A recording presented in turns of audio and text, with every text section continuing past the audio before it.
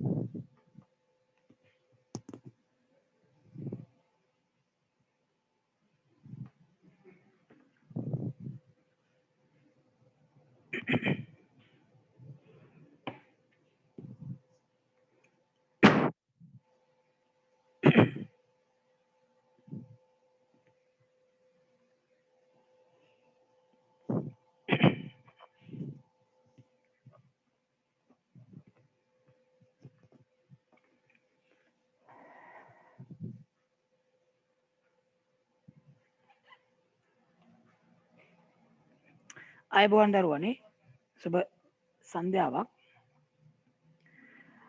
අයිතන මං කියන එක ඇහෙනව ඇති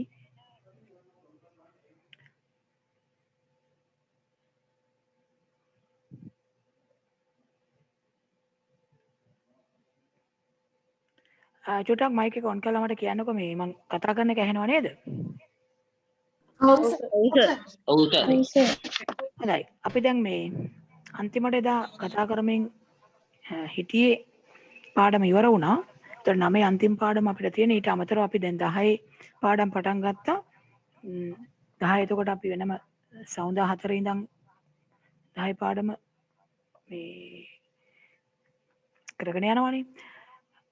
9 අන්තිමට අපිට තියෙනවා මේ ස්වභාවික සම්පත් තිරසරව භාවිතය කියලා. ඔයගලන්ට මම අර ගෲප් එකට මොකක් කර දාන්නකෝ මම දැම්මේ නැහැ මොකක්වත්. මේ පාඩම අපි කතා කරලා ඉමු ඊට පස්සේ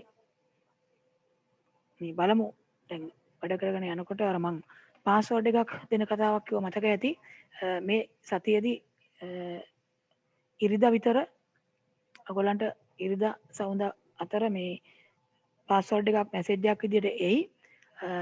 ඒ මැසේජ් එකක් විදියට ආවේ නැත්නම් කියන්නේ මම දැම්මද කියලා පාස්වර්ඩ් එක දැම්මද කියලා මේ ගෲප් එකට දානවා මෙහෙම මේ පාස්වර්ඩ් එක දැම්මා කියලා. එහෙම දැම්මට පස්සේ Tamanට මැසේජ් එකක් විදියට ඒක ආවේ නැත්නම් සවුන්දට විතර මට කතා කරන්න මම නම්බර් එකක් දාන්නම්. කතා කරන්න ඕනෙත් නෑ. ඒකට මේ ඔයගොල්ලන්ගේ නමයි පන්තියේ අංකයයි ඊට පස්සේ 2021 10 දැන් 2021 10 නේ. ඒ පන්තිය විදියට 2021 10 ඊළඟට ඔයගොල්ලන්ගේ පන්තිය මේ පන්තිය අංකය ඊළඟට ඔයගොල්ලන්ගේ නම ඒ ටික මේ ටයිප් කරලා මැසේජ් එකක් විදියට මේ WhatsApp වලින් එවන්න මේ ඒ කියන්නේ පාස්වර්ඩ් එක ආවේ නැත්තම් පාස්වර්ඩ් එක හැබැයි WhatsApp මැසේජ් එකක් විදියට නෙමෙයි ඔයගොල්ලන්ට එන්නේ අර සාමාන්‍යයෙන් අර PC ගෙවුවාම normal SMS මැසේජ් එකක් එනවනේ ඒ විදියටයි මේ මැසේජ් එක එන්නේ බොහෝ විට මේ ඉරිදෙන් පස්සේ මැසේජ් එක එයි පාස්වර්ඩ් එක ඒක ආවේ නැත්තම් සවුන්දට මට අර මං නම්බර එකක් දෙන්නම් ඕනම් දැන් ලියාගත්තත් කමන්නේ ලියා ගන්න පුළුවන් නම් 0.71 4යි 49යි 69යි 29 0.71 4යි 49යි 69යි 29 ඒ නම්බර එකට මේ WhatsApp මැසේජ් එකක් විදියට ඔයගොල්ලෝ මට එවන්න මේ පාස්වර්ඩ් එක ආවේ නැත්නම් සවුන්දෙන් ඉරිදෙන් පස්සේ සවුන්දා අපහු නම්බර් එක ආවේ නැත්නම් 0.71 4යි 49යි 69යි 29 මම පස්සේ ඕන බෝඩ් එකේ ලියන්නම්. හරි. දැන් මේ අපි කතා කරන්න යන්නේ මේ ස්වාභාවික සම්පත් තිරසරව භාවිතය කියන අවසාන පාඩම. ඒක අපි මේ පොතේ සටහන් කරමු සර් ඔය ඔයගොල්ලන්ගේ. පාඩමෙන් ටියුට් එකක් තියනවද? නෑ මේකට ටියුට් එකක් දීලා නැහැ. මේකේ දැන් මූලික දේවල් ඇත්තටම ඔයගොල්ලෝ ගොඩක් සාමාන්‍යයෙන් දන්න දේවල් ටිකක් තියෙන්නේ. එක එක තැන්වලදී අපි කතා කරලා තියෙනවා. මේ ඒ දේවල් මේ එහෙම ටිකක් එකතු කරලා තමයි තියෙන්නේ මේ පාඩමේ. ස්වාභාවික සම්පත් සම්බන්ධයෙන් 7 දී 9 දී මීට කලින් පාඩමකත් අපි කතා කරලා තියෙනවා. දැන් අපිට මේ පරිසරයේ හම්බ වෙන දේවල් ගොඩාක් තියෙනවා. ඒ අතරේ ඒ ස්වාභාවිකව හැදිලා තියෙන දේවල් අපට පරිසරයේ හම්බ වෙන ස්වාභාවික දේවල් අපිට ප්‍රයෝජනවත් ඒවාත් ගොඩාක් තියෙනවනේ. දැන් ජලය, වාතය ඊට අමතරව ගත්තොත් එහෙනම් මේ අපි දැව හදාගන්න ගන්න ශාක මේ ඒවා ස්වාභාවික දේවල්. එතන මේ ස්වාභාවික දේවල් පාෂාණ, khනිජ මේවා පාවිච්චි කරලා අපි ඊට අමතරව තවත් දේවල් අපිට ප්‍රයෝජනවත් දේවල් හදාගෙන තියෙනවා. එතකොට ශාක ස්වාභාවික සම්පතක් විදිහට තියෙනවා. ඒකෙන් කොටස් අරගෙන අපි ගෘහ භාණ්ඩ හදලා තියෙනවා. පොළවේ පාෂාණ තියෙනවා. ඒවා අරගෙන අපි විවිධ නිර්මාණ කරලා තියෙනවා.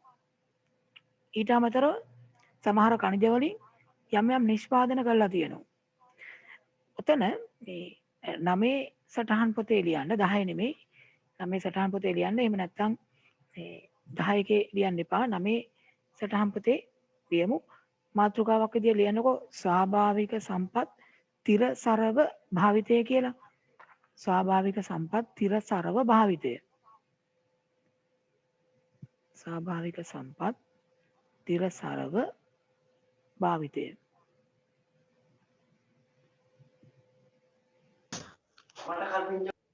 ස්වාභාවික සම්පත් තිරසරව භාවිතය.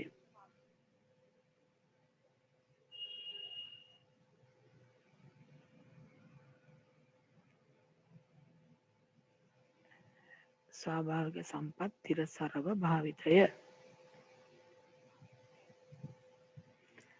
හොඳයි. දැන් මේ අපි බැලුවොත් එහෙම ඔය මේ අපි යොදා ගන්න විවිධ ප්‍රයෝජනවත් කාර්යයන් වලට යොදා ගන්න නොයෙකුත් දේවල් කීපයක් මෙතන තියෙනවා. බලන්න. අපි එදිනදා මේ පාවිච්චි කරන ප්‍රයෝජනයට ගන්න අපි හදාගත්ත දේවල් ටිකක් තමයි ඔය ද්‍රව්‍ය විදියට වම් පැත්තේ තියෙන්නේ.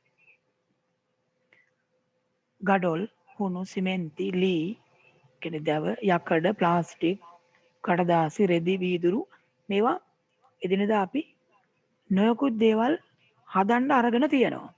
හැබැයි මේ දේවල් හදාගන්න උදව් වෙච්ච ස්වාභාවික ද්‍රව්‍යයන් තියෙනවා. දැන් ගඩොල් කියන එක අපි හදාගන්න එකක්. හදාගෙන තියෙන්නේ මැටි සහ ජලය කියන ස්වාභාවික ද්‍රව්‍ය පාවිච්චි කරලා. ඊළාට ඔය බිත්ති වල ගන්න හුණු, අලු හුණු යොදා ගන්නවනේ. ඒතර අලු හුණු කියන එක අපි පොළවේ තියෙන ස්වාභාවික හුණුගල් අරගෙන පෝරණුවක පුලුස්සලා තමයි නිපදවගන්නේ. සිමෙන්ති හදනකොට ද්‍රව්‍ය කීපයක් එකතු කරලා තියෙනවා. හුණුගල්, මැටි, තව තියෙනවා ජිප්සම් කියලා ද්‍රව්‍යයක්. මේවා ඔක්කොම එකතු කරලා තමයි සිමෙන්ති හදලා තියෙන්නේ. ඊළඟ ශාක වලින් තමයි ලී නැත්නම් දැව අරගෙන තියෙන්නේ. දැන් අපි යකඩ භාණ්ඩ හදන්න යකඩ අමුද්‍රව්‍යයක් විදිහට ගන්නවා. නමුත් මේ යකඩ කියන එකත් යපස් කියලා පොළවේ තියෙන සංයෝග වලින් තමයි වෙන් කරගන්නේ.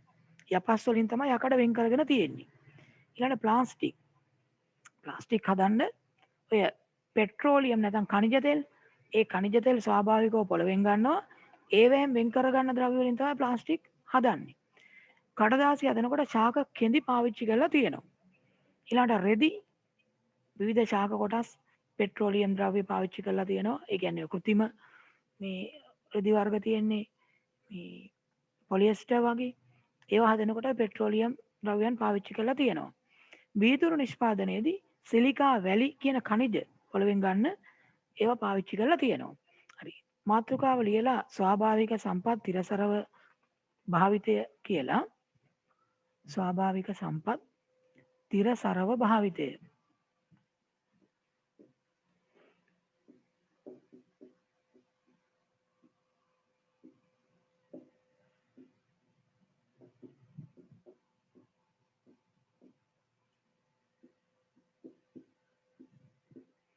ස්වාභාවික සම්පත් තිරසරව භාවිතය. ඊට පස්සේ ඒකේ අර්ථය පොඩ්ඩක් ලියමු.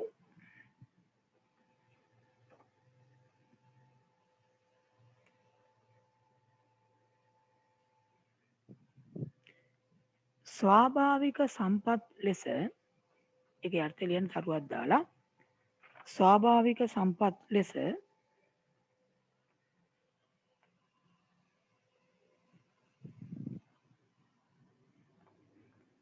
හඳුන්වන්නේ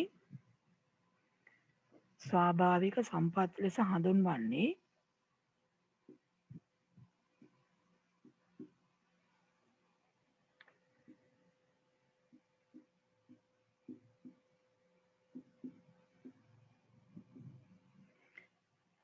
මිනිස් ක්‍රියාකාරකම් වල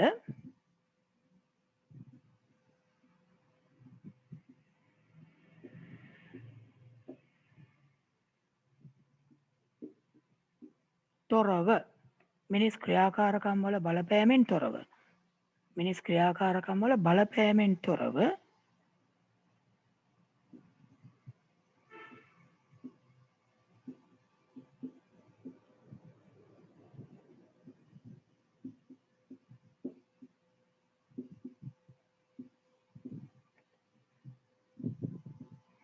ස්වාභාවික ක්‍රියාකාරීත්වය තුළින්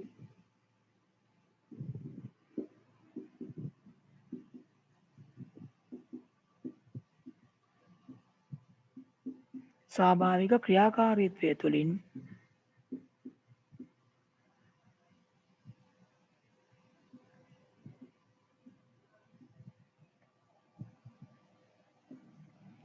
නිපදවුණු ද්‍රව්‍ය වේ.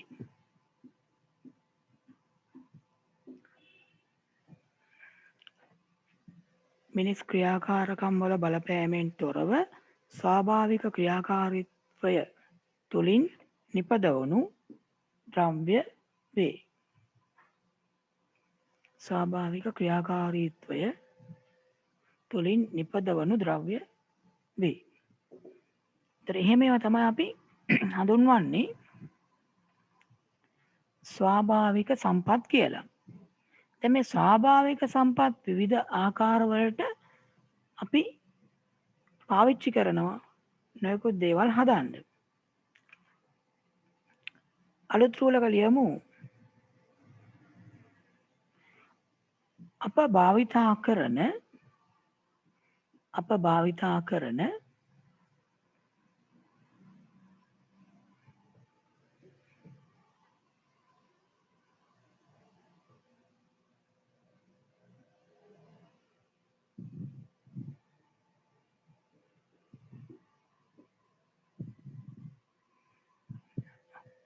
බොහෝ දේ අප භාවිතා කරන බොහෝ දේ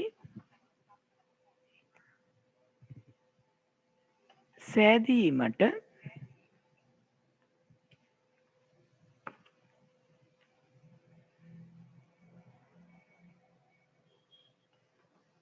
මූලික වී ඇත්තේ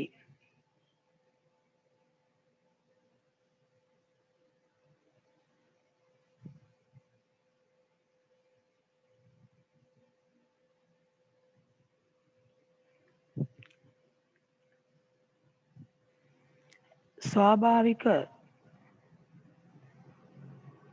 සම්පත් බව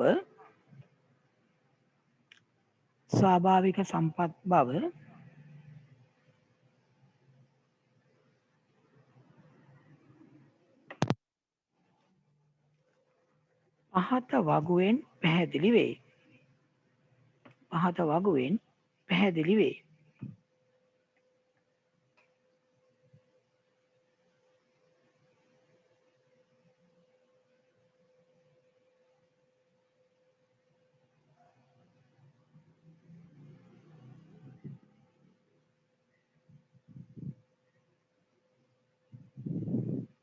හරි ඔතන පොඩ්ඩක් මෙන්න මේ දැන් අපි පාවිච්චි කරන ද්‍රව්‍ය කීපයක් තියෙනවා වම් පැත්තේ දකුණු පැත්තේ තියෙනවා ඒවා හදන්න මූලික වෙච්ච ස්වාභාවික ද්‍රව්‍ය ටිකක්.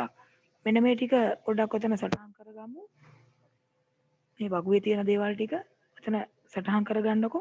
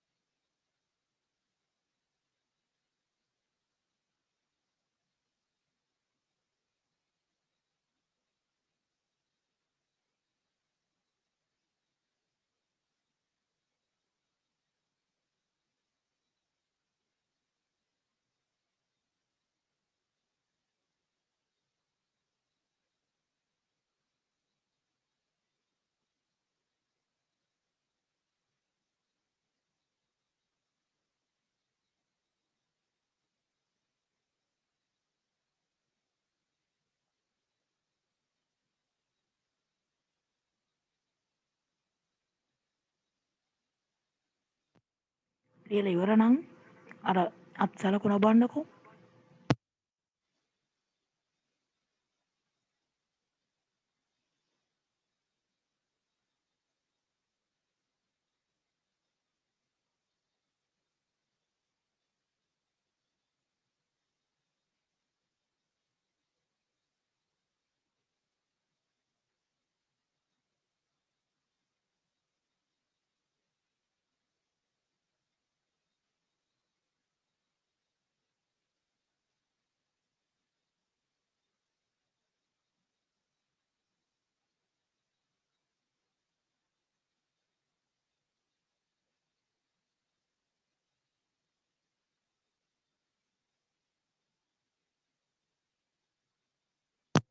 ගොඩක් අය මං හිතන්නේ දැන් ඉවර වෙමින් තියෙනවා. 40ක් විතර අත් සලකුණ සෝලා තියෙනවා. හැබැයි 100ට වඩා වැඩි ප්‍රමාණයක් ඉන්නවා මං හිතන්නේ සම්බන්ධ වෙලා. එතකොට මේකේ පේනවා ඇති වම් පැත්තේ අපි පාවිච්චි කරන අපි හදාගත්ත එක එක ද්‍රව්‍යයන් තියෙනවා. දකුණු පැත්තේ තියෙනවා ඒවට පාවිච්චි වෙච්ච ස්වාභාවික දේවල්. එතකොට මේවා අපි පොදුවේ කියනවා ස්වාභාවික සම්පත් කියලා. ඊට පස්සේ මේ අපිට විතර උදව් වෙන මේ ස්වාභාවික සම්පත් කීපයක් වර්ග කරගන්න පුළුවන්.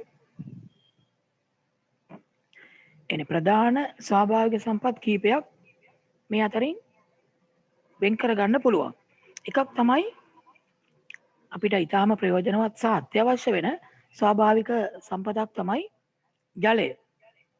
ඒ වගේම ශාක නැත්නම් ගස් ඊළඟට සකස් කරගත්ත දැව. කියන්නේ ශාක කෙලින්ම අපිට මේ ආහාර ලබා දෙන්න මේ විවිධ පාරිසරික ප්‍රයෝජන ඇති කරන්න වැදගත් වෙනවා. ඊට අමතරව දැව කියන එක වෙනම යම් යම් නිෂ්පාදන වලට උදව් වෙනවා. දැන් ශාක විශේෂයෙන්ම අපිට ආහාර ලබා දෙන්න ඊළඟට මේ ඔක්සිජන් ලබා දෙන්න ඒවට වැදගත් වෙනවා. ඒ ශාකමය දේවල් වලින් දැව හැදුවාම ඒ දැව ලී ගෘහ භාණ්ඩ හදන්න, ගෙවල් දොරවල් හදන්න ඒ වගේ දේවල් වලට ප්‍රයෝජනවත් වෙනවා. උතන යටින් වෙනම ලියමු. තරුවක් දාන්නකෝ. තරුවක් දාලා ලියමු.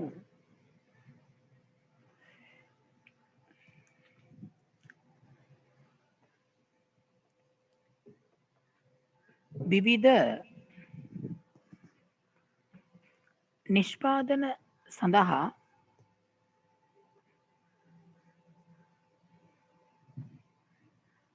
නිෂ්පාදන සඳහා මෙන්ම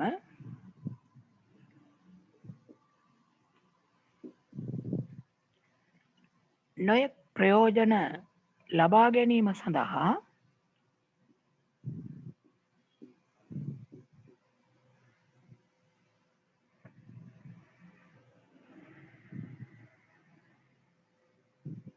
මූලික වන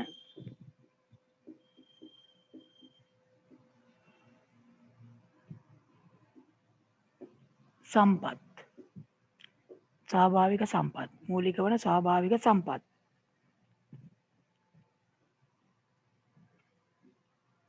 අපිට කීපයක්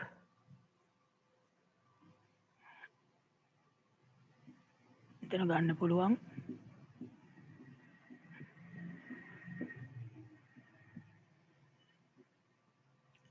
එතන තරු දාලා ලියමු ජලය, ඒ වගේම කනිජ හා පාෂාණ. මේ කනිජ හා පාෂාණ ගැන 7 පන්තියේදී එහෙමත් ඉගෙනගෙන තියෙනවා.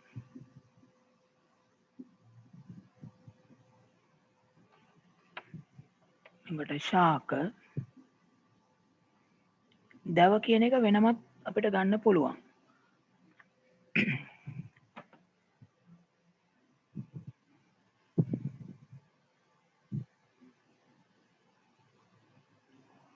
දැන් මිනිස්සුන්ට ජීවත් වෙන්න අත්‍යවශ්‍ය වෙන්නේ නම් වාතය. වාතය නැතුව මිනිත්තු ගානකට වඩා ඉන්න බෑනේ. එතකොට දෙවෙනියට වැදගත්ම වෙන ස්වාභාවික සම්පත් තමයි ජලය. ජලය නැතුව සතියකට වඩා මිනිස්සෙකුට ජීවත් වෙන්න බෑ. වාතය නම් මිනිත්තු ගානයි පුළුවන්. එතකොට පෘථුවිය මත මේ ජීවය කියන එක ශාක සත්තු මිනිස්සු ඇතිවෙන්න මූලික වෙලා තියෙන්නේ ජලය. ඒ ජලය නොතිබීමම තමයි ගොඩක් ග්‍රහලෝකවල ජීවීන් නැති වෙන්න හේතුව වෙලා තියෙන්නේ. කියන්නේ ජීවය ආරම්භ වෙලා තියෙන්නේ පැවතෙන්නේ ජලය පදනම් කරගෙන. ඒ ජලය නැති තැන්වල ජීවයක් ඇති වෙලා නැති බවක් තමයි අපිට පේන්නේ මේ නිරීක්ෂණය කරාම. වෙනම රූලක ලියමු තරුවක් දාලා ජලය කියලා. වෙන් කළා වෙනම ගන්න ජලය කියලා.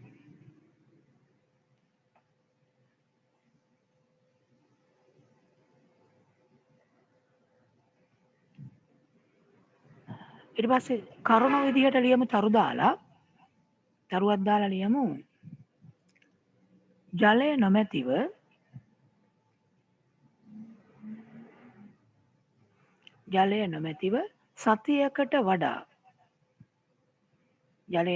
සතියකට වඩා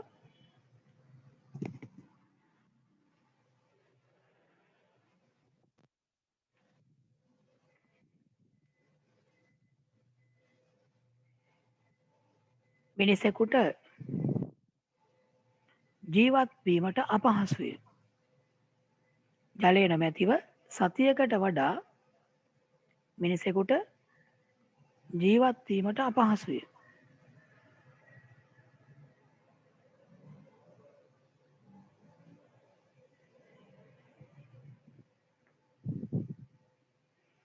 එන සාමාන්‍යයෙන් කියන්නේ පෘථුවියේ තියෙන දෙවෙනි වැදගත්ම ස්වාභාවික සම්පත තමයි ජලය. පළවෙනි එක තමයි වාතය. මං කියන්නේ අර මිනිත්තු ගානයිනේ වාතය නැතුව ඉන්න පුළුවන්. ඊළඟ කාරණේ විදියට ලියමු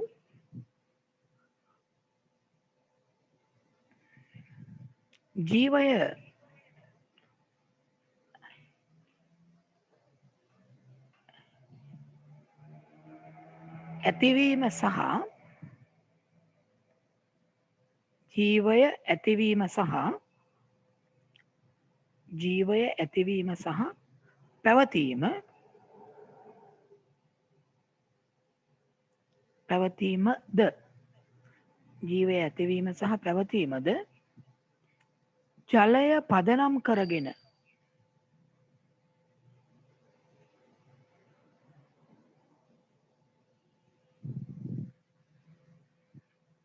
ගොඩනැගී ඇති බව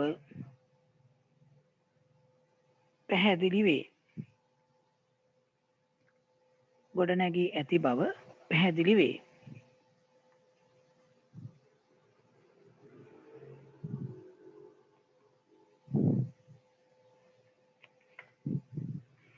අපි දන්නවා දැන් ජලයෙන් අපිට විවිධාකාර ප්‍රයෝජන තියෙනවා. පල්ලෙහා පන්තිවල ඕන් තරම් ඔයගොල්ලෝ ලියලා තියෙනවා ජලයෙන් තියෙන ප්‍රයෝජන. අපි ජලය මගින් ගන්න ප්‍රයෝජන. ඉතින් මේ ජලයේ විශාල ප්‍රයෝජන සංඛ්‍යාවක් තියෙන නිසාම තමයි අතීතයේදී අපේ පැරණි රජවරු මුතුන් මිත්තෝ මේ ජලය කියන එක අපතේ නොයවා ප්‍රයෝජනයට ගන්න පුළුවන් විදිහට විවිධාකාරයෙන් ජලය කළමනාකරණය කරන්න උත්සාහ කරලා තියෙන්නේ.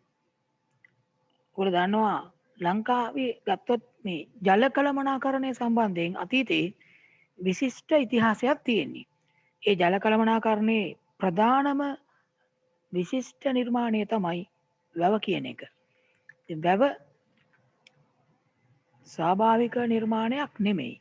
ඒක කෘතිමයි. හැබැයි ස්වාභාවික පරිසරයට අවම හානියක් සිද්ධ වෙන විදිහට ස්වාභාවික පරිසරයේම අංගයක් විදිහට නිර්මාණය කරගත්ත කෘතිම නිර්මාණයක් තමයි වැව.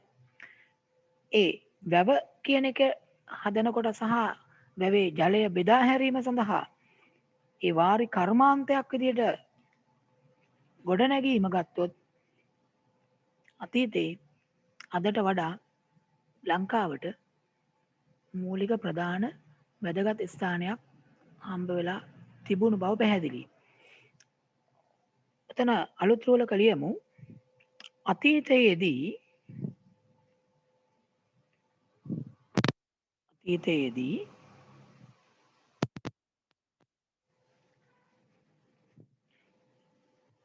ජලය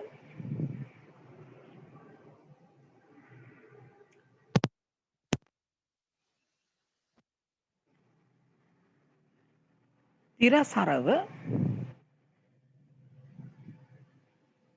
අතීතයේදී ජලය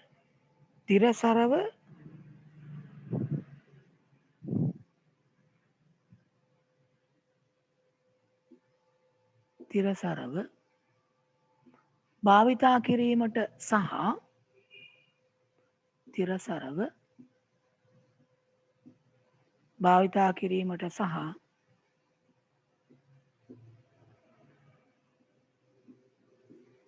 සංරක්ෂණය කිරීමට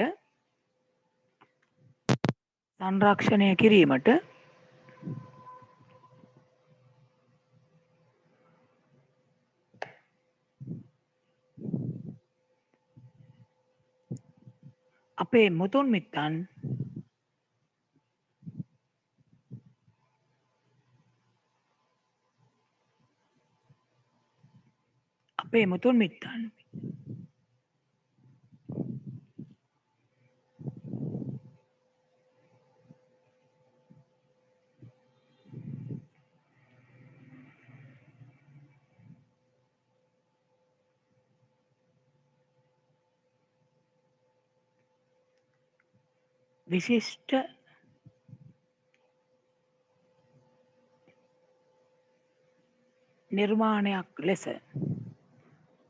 මිත්තන් විශිෂ්ට නිර්මාණයක් ලෙස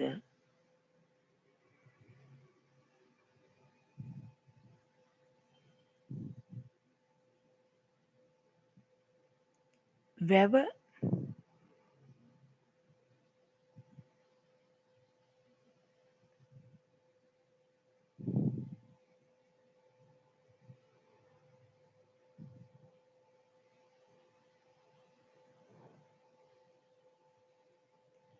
සකස් කර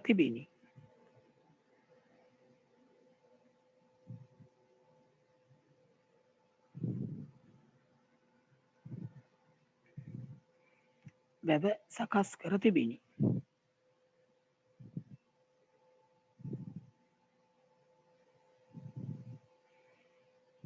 අතීතයේ මේ ජල කළමනාකරණය, ඒ කියන්නේ ජලය අපතේ නොයවා ඉදිරි පරම්පරාවටත් පාවිච්චි කරන්න පුළුවන් විදිහට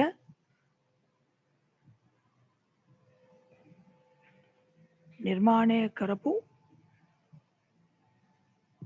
විශිෂ්ට නිර්මාණයක් විදිහට තමයි වැව අපිට හඳුන්වන්න පුළුවන්. මම කව වැව කෘත්‍රිම නිර්මාණයක්, හැබැයි ස්වාභාවික පරිසරයට අනුගතව අනුරූපව හානිය අවම වෙන විදිහට තමයි හදලා තිබ්බේ.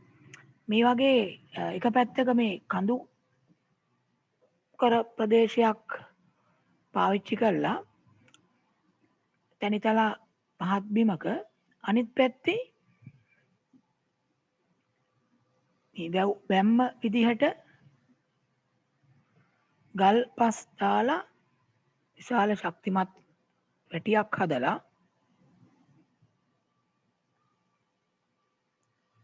ජලය රැස් කර ගැනීමක් තමයි කරේ. එතකොට මේ කඳු වල ඉහළ ජල පෝෂක ප්‍රදේශ වලින් එන දිය පහරවල්, කුඩා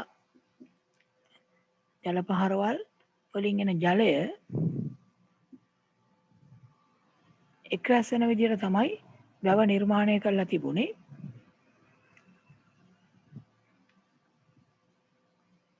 එතකොට මේ වැවේ ජලය පිටාර ගැලීම වළක්ව ගන්න වැව් බැම්ම හදලා තිබ්බා. ඒ වගේම වැවෙන් ඉවතට ජලය ගන්න සොරව්ව කියන එක නිර්මාණය කරලා තිබ්බා. ඒ වගේම සොරව්වට ජලය අර අධික පීඩනයකින් එන එක වළක්ව ගන්න වැව තුල වෙනම තව නිර්මාණය කරලා තිබ්බා බිසෝ කොටුව කියලා එකක්. ඒකෙන් එන ඒක මගින් සොරව්වෙන් ඇල මාර්ගයට ජලය එනකොට පීඩනයක් වැව් බැම්මට ඇතිවන පීඩනයක් මේ අඩු කරලා තිබ්බා. මේ වගේ ඇල මාර්ග වලින් ජලය එතකොට බෙදා හැරීම් කළේ.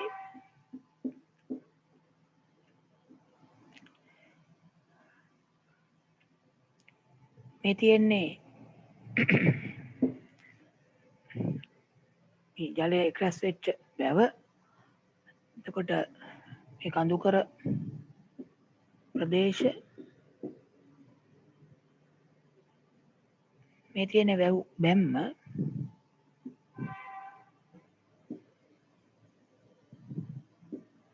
ගල් පස් යොදලා ශක්තිමත්ව හදලා තිබිච්ච වැව් බැම්ම. ඒ වැව් බැම්මෙම එක පැත්තක තිබුවා මේ ටිකක් වැඩිපුර වැවට වතුර පිරුණාම මේ වැව් බැම්මට එන පීඩනය වැඩි වෙලා වැව් බැම්ම කඩාගෙන යන එක වළක්වන්න වැඩි ජලය පිටාර කරලා යන්න පුළුවන් විදිහට මේකේ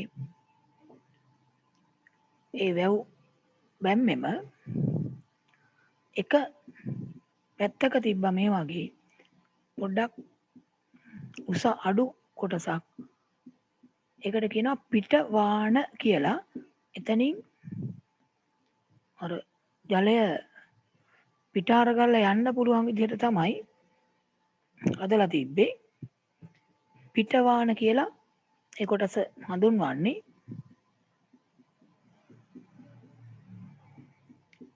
වැවේ වතුර වැඩි කාලෙදී පිටවාන මගින් වතුර පිටාර කරලා ඉබේම ඒක ගිහිල්ලා ගංගාවලට එකතු වෙන විදිහට ගංගාවකට එකතු වෙන විදිහට තමයි හදලා තිබ්බේ. ඒක අවශ්‍ය වෙලාවට වැවෙන් වතුර එළියට ගන්න තමයි මේ දොරටුවක් සහිත කොටස. මේකට අපි කියනවා සොරව්ව කියලා. සොරව්ව කියන එක හදලා තිබ්බේ. සොරව්ව මේ ඇල මාර්ගයේ ජලය බෙදා හරින්න හදපු ඇල මාර්ගය. ඒ වගේම සොරව්වෙන් ජලය එළියට ගන්නකොට පිටතට එන ජලයේ පීඩනයත් වැව් බැම්මට ඒ නිසා ඇතිවන පීඩනයත් අඩු කරන්න සොරව්වට ඇතුල් පැත්තේ වැව තුල ගොඩක් පැරණි වැව ඒ ක්‍රමයට තමයි හදලා තියෙන්නේ. පිටින් වැව් බැම්ම මතම හදපුවක් තියෙන සමහර ඒවා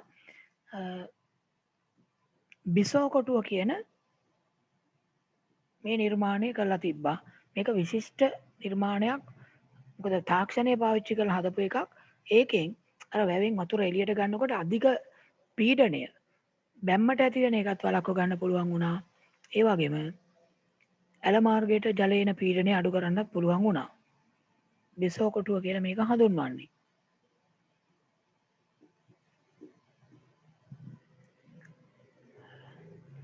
ඒ වගේම දැන් ඔයගොල්ලෝ ඔය ගිහින් දැකලා තියෙනවා ඇති මේ පරාක්‍රම සමුද්‍රය, මින්නේරි වැව, ගිරිතලේ වැව, තිසා වැව අනුරාධපුරේ මේ වගේ වැදී අර වැවේ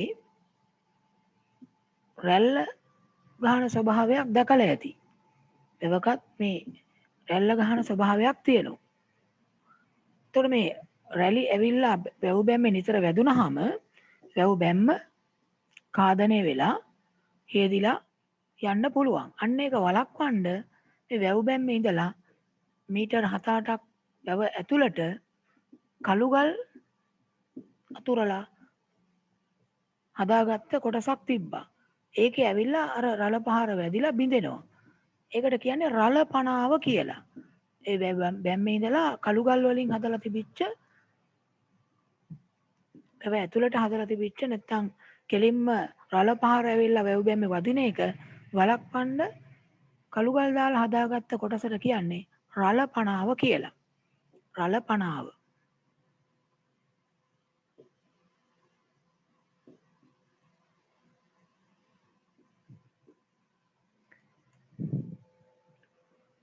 මේ තියෙන එතකොට වැව විසෝකොටුව සොරව්ව ඇලමාර්ගය මේ කොටසට කියන්නේ පිටවාන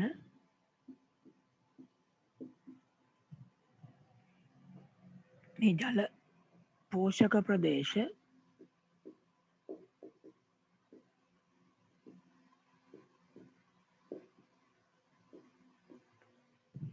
කඳුවල මුදුන් හරිය ජල පාරවල් පටන් ගන්න ප්‍රදේශය තමයි ජල පෝෂක ප්‍රදේශය කියන්නේ.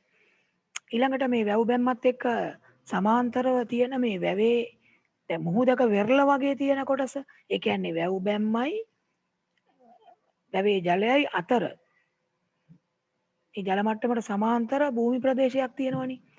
අර මුහුදේ නම් වෙරළ වගේ කොටස. ඒක තමයි වැව් තාවුල්ල කියලා කියන්නේ. ඒ වැව් තාවුල්ල විදියට හඳුන්වන්නේ ජලය ඉවර වෙලා වැව් බැම්ම දක්වා තියෙන ගොඩබිම් කොටස.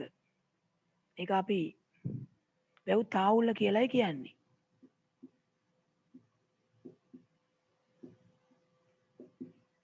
වැව් තාවුල්ල කියලා අදහස් කරන්නේ මේ විදිහට මේ වැව වතුර දැන් හිඳෙන කාලේ වැව් තාවුල්ල ගොඩාක් තියෙනවා. වතුර පිරෙනකොට මේ වෙරළ වගේ තියෙන වැව් තාවුල්ල කොටස අඩු වෙමින් යනවා. මේක මේ පැත්තේ තියෙනවා අර දැන් වැව් තාවුල්ල කියලා කියනවා ඒ ජල පෘෂ්ඨයට සමාන්තරව තියෙන ගොඩබිම් කොටස.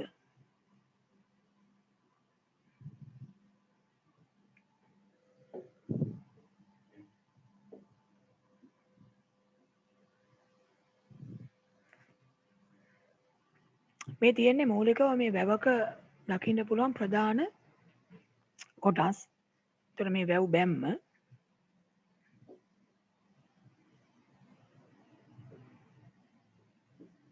ඒ වැව් බැම්මේ ආරක්ෂාව සඳහා උපක්‍රම කීපයක් පාවිච්චි කරලා තියෙනවා. එකක් තමයි වැඩි වතුර පිට වෙන පිටවාන හදලා තියෙනවා. ඒ වගේම වතුර අවශ්‍ය වෙලාවට එළියට ගන්න සහ මේ එළියට ගන්නකොට වැව් බැම්මට ඇති වෙන පීඩනය අඩු කරන්න බිසෝ කොටුව නිර්මාණය කරලා තිබ්බා. තොරවුවෙන් තමයි එළියට වතුර ගන්නෙ.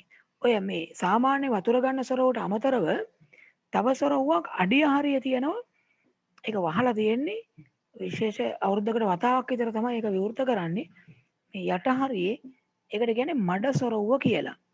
ඒ වැව හිඳුනහම වැව කලත්තලා ඒ මඩ ඉවතට ගන්න තියෙන සොරවුව තමයි මඩ සොරවුව කියලා කියන්නේ. ඒක මේ වැවේ යට හරියට වෙන්න තියෙන්නේ.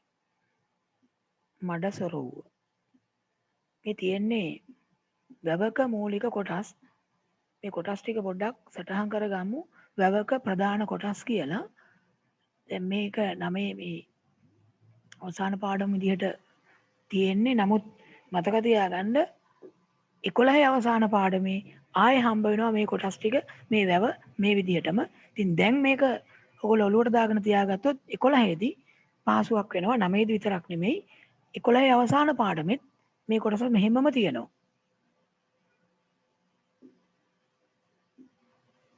මේ රූපය පොඩ්ඩක් සටහන් කරගමුකෝ.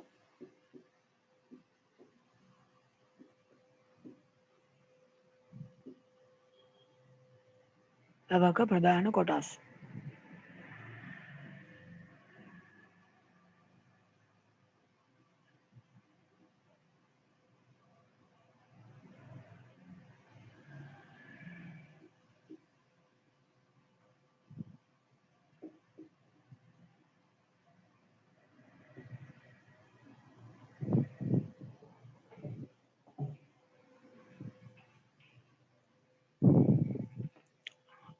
දාලා රූප සටහනක් එතන ඇඳගමුකෝ.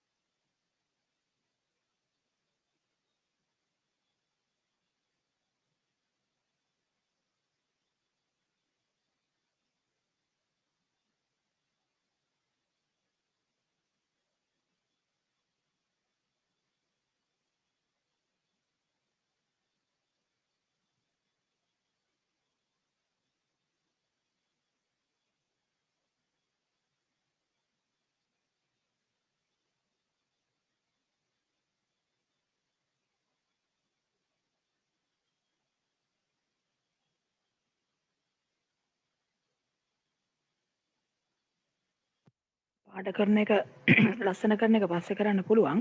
අර මූලික දල සටහන ඇඳගෙන කොටස් ටික සටහන් කරගන්න. ඒක සටහන් කරගෙන ඉවර වුණොත් අත්සලකුණ ඔබන්න.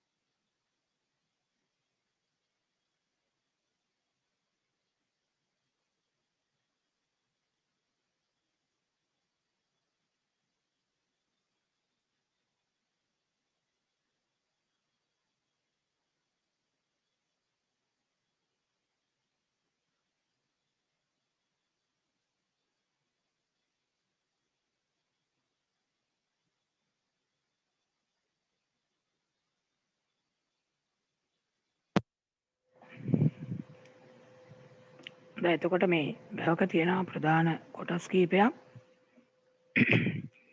වැව්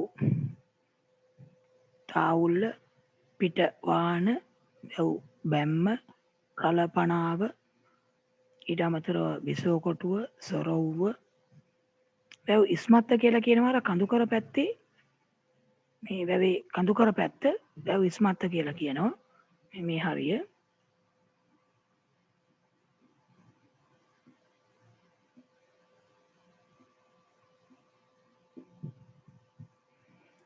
මේ කඳුකර ප්‍රදේශය අත්‍යවශ්‍ය වෙන්නේ නැහැ. මේ ඈත තියෙන කන්දක ඉඳලා එන ගංගාවක් හරස් කරලත් වැවක් හදන්න පුළුවන්.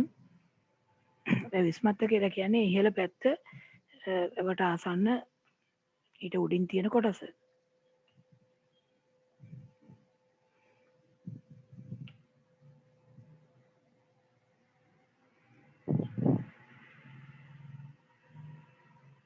හොඳයි. දැන් මේ වැව නිර්මාණය කළේම විශේෂයෙන් වියලි කලාපේනේ වැව් ගොඩාක් අපට දකින්න පුළුවන්. දැන් මේ මහා විශාල වැව් වලට අමතරව ගම්වල තිබුණා තව පොඩි පොඩි වැව්. මේවා එකිනෙකට සම්බන්ධ කරලා තිබ්බේ. ඒ කියන්නේ ලොකු වැවකට පොඩි වැව් ගොඩක් සම්බන්ධ කරලා තිබ්බ ඇල මාර්ග වලින්. ඒ ලොකු වැවකට සම්බන්ධ කරපු පොඩි වැව් වලට කියන්නේ කුළු වැව් කියලා. කුළු වැව්. වෙනම තරුවක් දාන්නකෝ.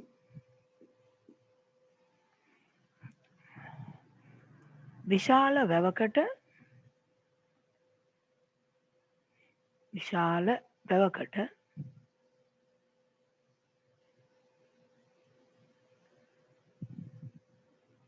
සම්බන්ධ කර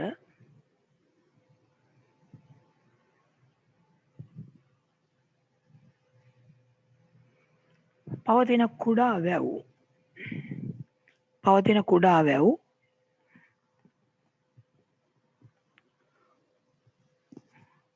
කුළු වැව්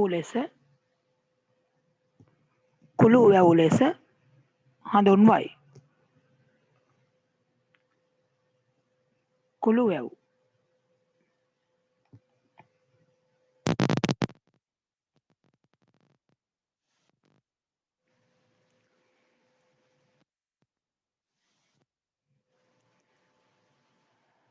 වෙනම රෝලක ලියමු.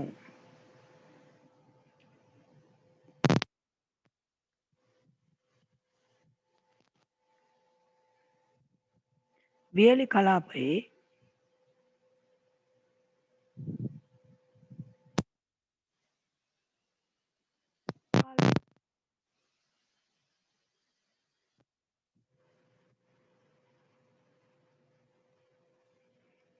එක්රැස් කරගනිමින් වැසි කාලේ ලැබෙන ජලය එක්රැස් කරගනිමින්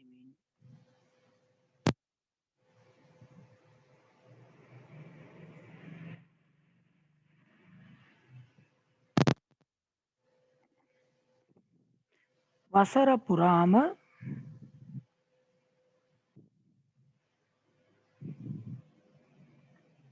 වසර පුරාම වගා කටයුතු කිරීමට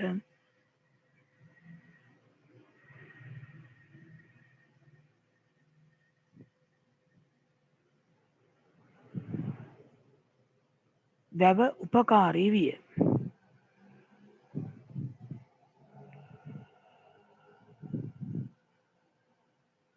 ඔයගොල්ලෝ දන්නවා මේ මහා පරාක්‍රම බහු රජුරෝ මේ ජල කළමනාකරණය සම්බන්ධයෙන් වැදගත් ප්‍රකාශයක් සිද්ධ කරලා තියෙනවා. ඒක මතක තියාගන්න ඕන එකක්. ඒකේ තියෙන මේ ජල කළමනාකරණය ගැන තමයි.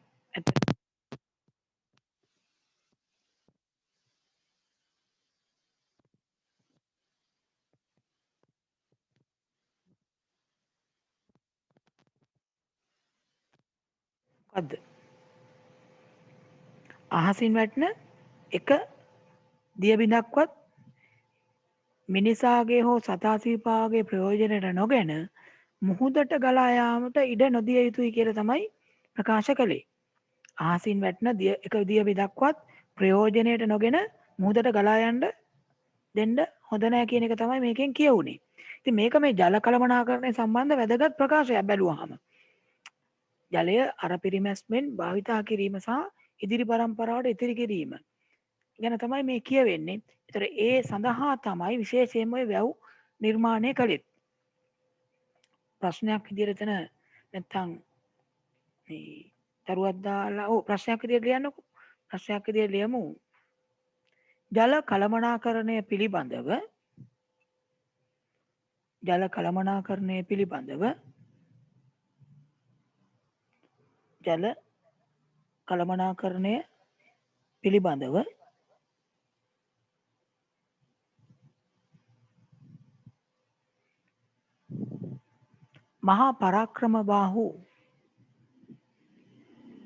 මහා පරාක්‍රම බාහු රජතුමා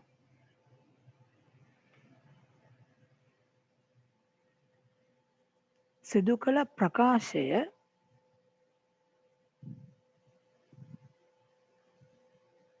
දක්වන්න. සිදු කළ ප්‍රකාශය දක්වන්න.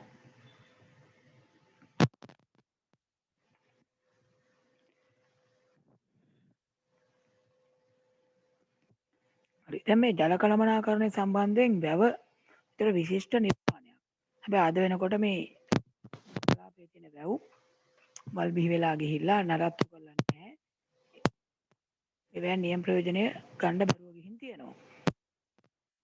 මේ ජලය පැත්තෙන් ගත්තාම මේ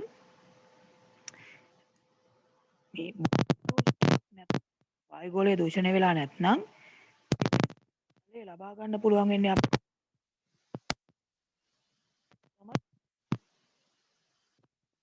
වායුගෝලය දූෂණය වෙලා නැත්නම්. හැබැයි දැන් අද වෙනකොට ඒකත් දූෂණය වෙලා විවිධ වායු වර්ග අප මේ ද්‍රව්‍ය විදිහට වායුගෝලයට එකතු වෙලා තියෙනවා. ඉතින් ඒවා දැන් ඇසි ජලයේ දිය වෙන්න පුළුවන්. ඉතින් එතකොට තමයි මේ ආම්ලික වෙලා අම්ල වැසි එහෙම ඇති වෙන්නේ. එතන වෙනම තරුවක් දාලා ලියමු. අර ප්‍රශ්නෙට උත්තරයක් ලියන්න රූල් 4ක් විතර ඉඩ තියන්න. මේ ප්‍රකාශය හොයලා ලියන්න. රූල් 4ක් විතර ඉඩ තියලා ඊට පස්සේ වෙනම ලියමු. ඒකත් වෙන පාටකින් ලියන්න තරුවක් දාලා වාක්‍යයක් විදිහට වායු දූෂණයක් නොමැතිනම්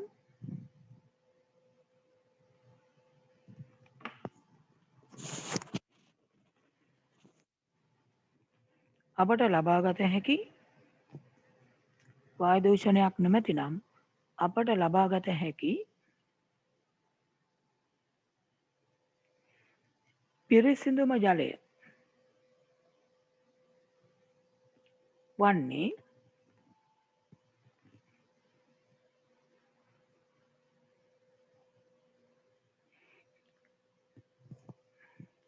අපට ලබාගත හැකි පිරිසිදුම ජලය වන්නේ වැසි ජලයයි.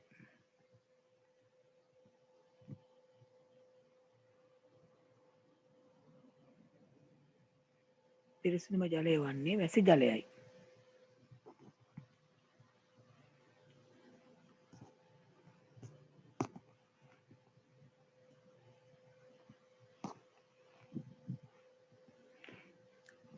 දැන් ඔය මේ සමහර රටවල ලංකාවෙත් දැන් පාවිච්චිට ගන්නවා මේ වැසි ජලය එක්රැස් කරලා ප්‍රයෝජනට ගැනීම. ඒකට මේ සම්පූර්ණ වහලේම එකතු වෙන වතුර නලයක් මාර්ගයෙන් අරගෙන ටැංකියක එකතු කිරීම කරනවා. මේ ටැංකියට එකතු වෙන වතුර විශේෂයෙන් වියලි කලාපයට මේක පාවිච්චි කරන්න පුළුවන්.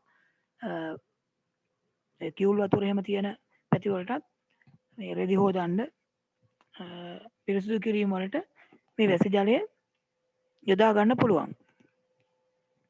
විශේෂයෙන්ම ඔය මේ මාලදිවින ගත්තොත් ඒ මාලදිවිනේ ස්වභාවික ජලාශ නැහැ. ලිං හාරපුවාම අර ලුණු මිශ්‍ර වතුර එන්නේ. ඉතින් එතකොට මේ මාලදීන වගේ රටවල් වලත් මේ වැසි ජලය පාවිච්චිට ගන්නවා. අලුත් රූලක ලියමු තරුවක් දාලා සමහර රටවල මෙන්ම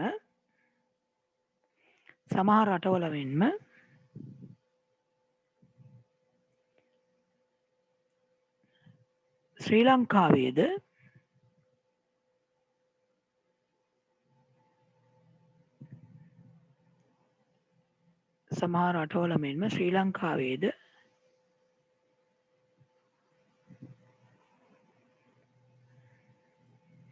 වැසි ජලය එක්රැස් කර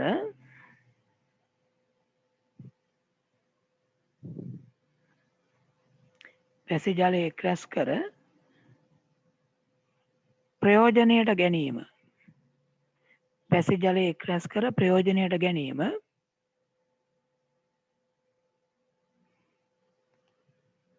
දැන් සිදු කරයි.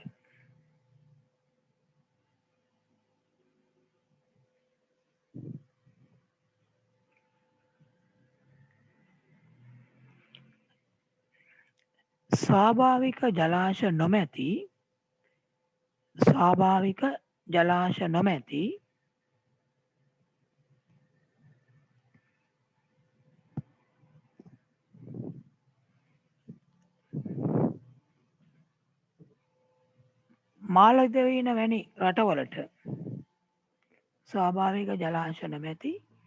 මාලදිවයින වැනි රටවලට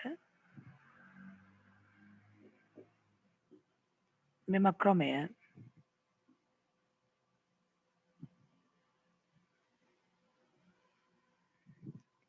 ඉතා ප්‍රයෝජනවත් වෙයි.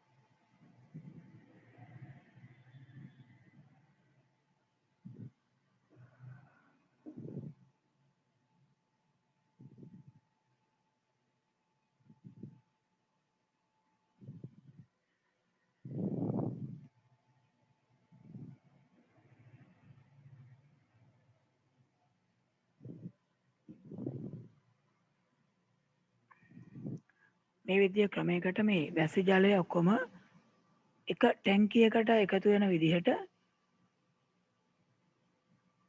හදලා ඒ වැසි ජලය එක්රැස් කරගන්න පුළුවන්කම තියෙනවා. පොඩි දල රූප සටහනක් එතන ඇඳලා තියන්න මේ මොකද්ද මේ වැසි ජලය මේ කොහොමද එකතු කරන්නේ කියන එක පෙන්වන්න පුළුවන් විදිහේ රූපයක් මේ වහලෙන් වැටෙන වතුර ටික එක්රැස් කරගෙන තියෙන්නේ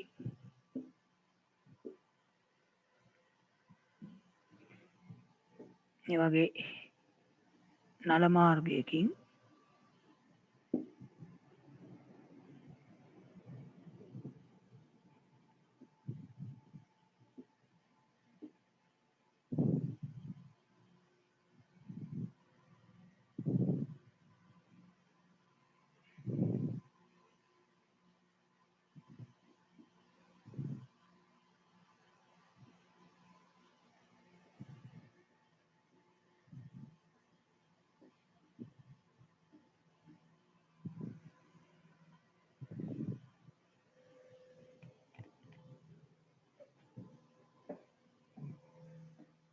රූප සටහනක් එතන ඉඳලා තියන්න මේ කොහොමද මේක කරලා තියෙන්නේ කියන එක පොඩ්ඩක් පෙන්වන්න.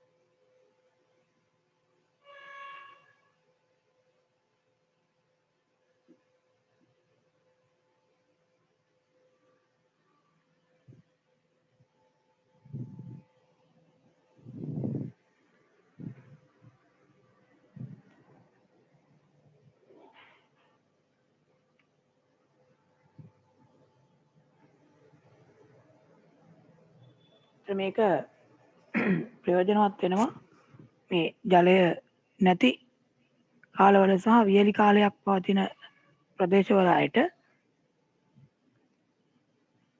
කිවුල් වතුර වගේ තියෙන අයටත් මේ ප්‍රදේශවල අයටත් මේ ක්‍රමය ප්‍රයෝජනවත් වෙනවා. ඒ වගේම වියලි කලාපයේ මේ කෘෂිකාර්මික කටයුතු කරනකොට භෝග වගා කරනකොට ජලය පිරිමැස්මෙන් යුතුව පාවිච්චි කරන්න වගා කටයුතු වලට යොදා ගන්න පුළුවන් ක්‍රමයක් විදියට මේ පැතිවල සමහර ගොවීන් පාවිච්චි කරන ක්‍රමයක් තියෙනවා. දැන් වේලි කලාපේ එකක් වතුර අඩුයි දාන වතුරත් ඉක්මනින් වාෂ්ප වෙනවා අධික උෂ්ණත්වය නිසා. පොළවේ තෙතමනය රැඳෙන්නේ නැහැ. දැන් උදේට වතුර දැම්මට පැයක් විතර යනකොට ඔක්කොම වතුර ටික වාෂ්ප වෙලා ගිහිල්ලා. මේකට පිළියමක් විදිහට පාවිච්චි කරනවා මේ ඒ වගා බිමේ තැන් තැන් වල මේ මැටි කලය වලලනවා. පොඩි භූමියක් නම් එකක් මැටි කලයක් ඇති. මැටි කලයක් වලලා ඒ මැටි කලේ වතුර දාලා තියෙනවා. එතකොට ඒ මැටි කලේ මේ වගේ පොළව ඇතුලේ මැටි කලේ වලලා තියෙන්නේ. ඒ මැටි වල සිදුරු අතරින් ජලය තන් තෙතමනය පසට කාන්දු වෙනවා. ඒතර ඒ ජලය මුල් වලට උරා ගන්න පුළුවන් වෙනවා. ඒතර එකපාරට වාෂ්ප වීමක් නැහැ. ඊටාම සුළු ප්‍රමාණ තමයි අර පසට කාන්දු වෙන්නේ. එතකොට මුල් වලින් ඒව උරා ගන්නවා. මේකේ පෙන්නන විදිහේ ක්‍රමයක්. එතන තරුවක් දාලා ලියමු වෙනම වියලි කලාපයේ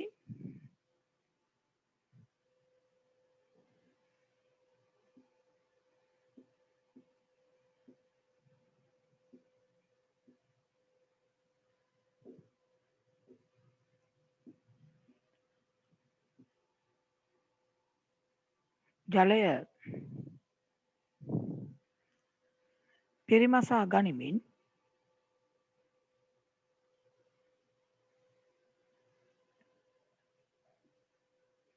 වගා කටයුතු කිරීමට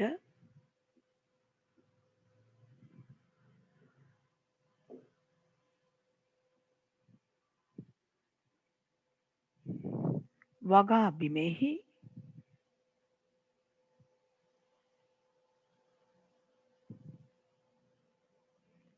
ජලය සහිත මැටි කලයක්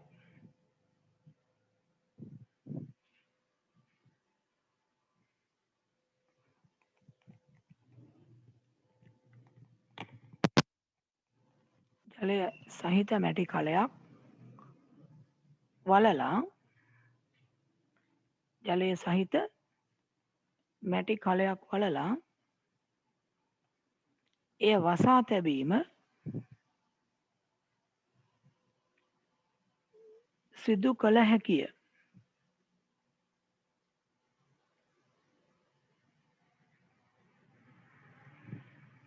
එවිට පසට තෙතමනය කාන්දු වේ. එවිට පසට තෙතමනය කාන්දු වේ.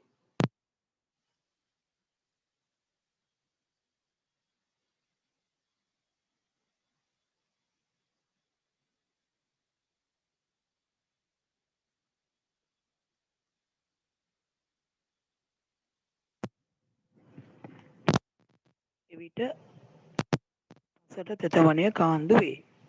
එතනත් පොඩියට මෙන්න මේ රූප සටහන් කරලා තියන්නකො මූලික කොටස් ටික.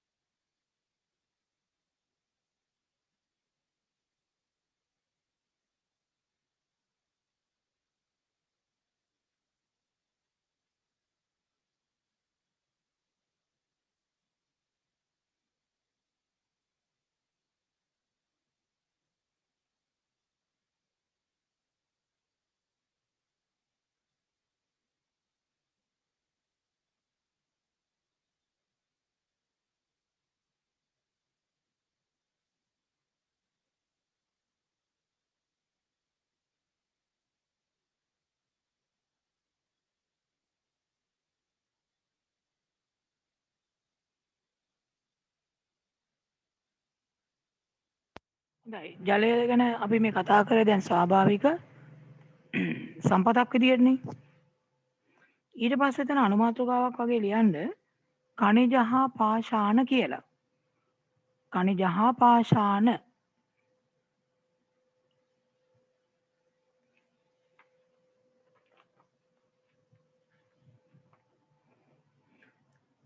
හරි. මේ ගැන කලින් 7-8 පන්තිවලත් ඉගෙනගෙන තියෙනවා. කණිජ සහ පාෂාණ වර්ග දෙක ගැන මතකද? මොකද්ද කණිජයක් කියලා අදහස් කරන්නේ? කණිජ හා පාෂාණ කියලා ලිව්වට පස්සේ කණිජයක් කියන්නේ මොකක්ද කියලා එතන අපි සටහන් කරමු. දැන් කණිජයක් කියලා කියන්නේ ස්වභාවිකව හම්බ වෙන නිශ්චිත රසායනික සංයුතියක් තියෙන નિયમિત ස්පටික හැඩයක් ඇති අකාබනික ඝන ද්‍රව්‍ය. ස්වභාවිකව පොළොවේ හම්බ වෙන අකාබනික ඝන ද්‍රව්‍ය. හැබැයි නිශ්චිත ස්පටික හැඩයක් තියෙනවා. කැට තියෙනවා નિયમિત හැඩයක් සහිත පුංචි පුංචි කැට එකතු වෙලා තමයි මේක හැදිලා තියෙන්නේ. ඒ වගේම නිශ්චිත රසායනික සංයුතියක් තියෙනවා කණිජවලදී. අපි ඒක ලියමු කණිජ හා පාෂාණ කියලා ලියලා තරුවක් දාලා ලියමු. ස්වාභාවිකව හමුවන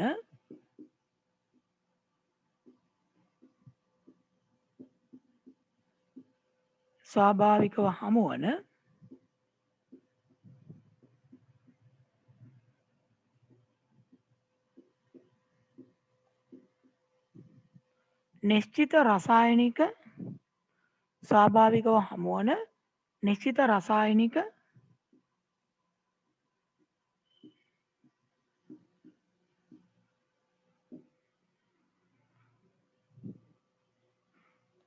සංයුතියක් ඇති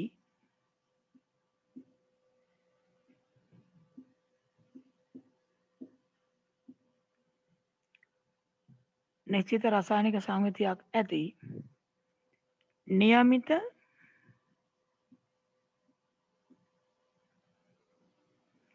ස්පටික හැඩයක් සහිත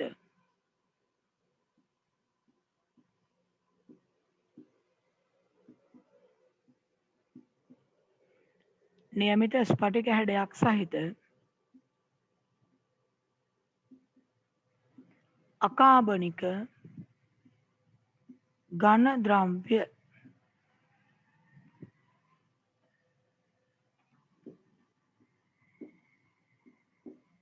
අකාබනික ඝන ද්‍රව්‍ය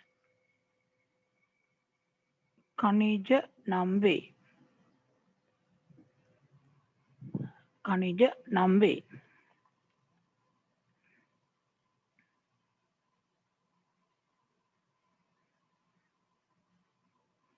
ඉතින් මේ ගැන ඔයගොල්ලෝ 7-8 පන්ති වලත් ඉගෙනගෙන තියෙනවා. खनिजයක් කියන්නේ ස්ථිර සංයුතියක් තියෙන නියමිත ස්පටික හැඩයක් තියෙන ස්වභාවිකව පොළොවේ හම්බ වෙන අකාබනික ඝන ද්‍රව්‍ය. මොනවද මේ खनिज වලට උදාහරණ? खनिज වලට උදාහරණ ගත්තොත්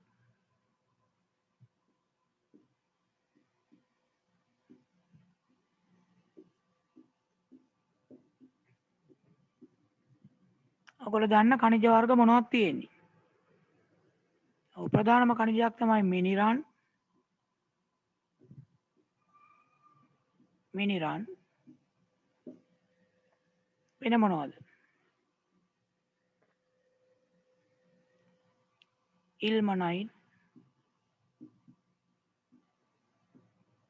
සිලිකා වැලි,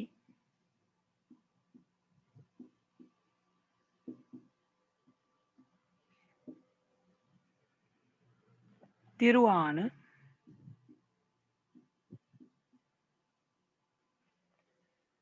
තිරුවාන කියන එක කොට खनिज වලට අයිති වෙන්නේ. තව තියෙනවා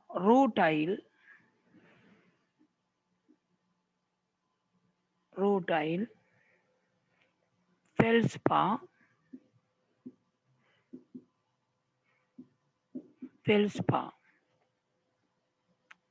ඇපටයිට්,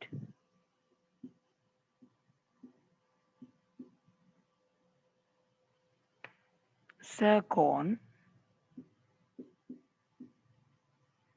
මෙන්න මේ වගේ ඒවා खनिज වර්ගයටයි අයිති වෙන්නේ. උදාහරණ විදිහට එතන කීපයක් ලියමු. මිනිරන්, ඉල්මනයිට්, සිලිකා වැලි, තිරුවාන, රූටයිල්, ෆෙල්ස්පා, ඇපටයිට්, සර්කෝන්. මේ ස්වභාවිකව පොළවේ තියෙන खनिज. ලංකාවේ හම්බ වෙන खनिज කීපයක් ඔය.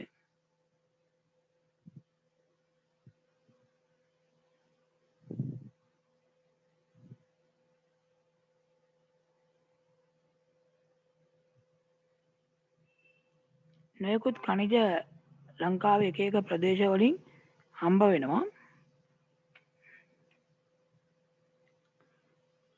මේ තියෙන්නේ ලංකාවේ නොයෙක් खनिज හම්බ වෙන ප්‍රදේශ කීපයක් ලකුණු කරලා මේ එක එක खनिज හම්බ වෙනවා එක එක ප්‍රදේශ වලින්.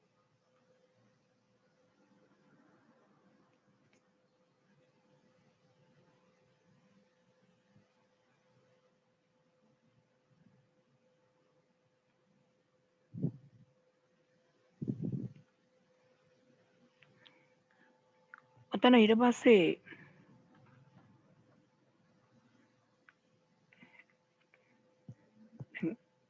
තවත් ප්‍රධාන खनिजයක් විදිහට තමයි මේ මැණික් කියන එක ගත්තොත් ලංකාව විශාල ආදායම් ගන්නවා මැණික් වලින්. විවිධ ප්‍රදේශවල මැණික් ලබා ගන්නවා පොළවෙන්. ඒ සඳහා මැණික් හාරනවා නැත්නම් පතල් හාරලා මේ ඉල්ලම් පස් කියන ඒවා පොළවෙන් ලබා ගන්නවා. ඒ ඉල්ලම් පස් ගැරුම් වට්ටියක දාලා ගලාගෙන යන ජල පහරක ගැරීම මගින් තමයි මැණික් වෙන් කිරීම කරන්නේ. මේ තියෙන්නේ මැණිකක්, නිල් මැණිකක්. මේ තියෙන මැණික් පතලක්. දැන් මේ පතල කියන එක පල්ලෙහාට හාරනවා. ඊට පස්සේ මේව හරස් අතට උමං වගේ හැරුවොත් ඒවට කියනවා දෝනා කියලා. ඒවෙන් ගන්න පස් තමයි එළියට අරගෙන පස්සේ මේ වගේ ගැරුම් මට්ටියක දාලා මේ ගලාගෙන යන ජල පහරක මේක ගලනවා. මේ ගරනකොට පස් හේදිලා ගිහිල්ලා ගල් කැට ඉතුරු වෙනවා. එතකොට මැණික් දිලිසෙන්න පටන් ගන්නවා ඉරේලියත් එක්ක. ඒ ක්‍රමයට තමයි මැණික් ගැරීම මගින් වෙන් කිරීම කරන්නේ.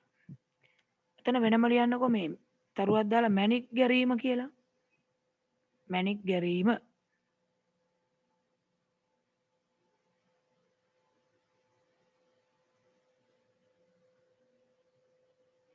ඊළඟ පොළවේ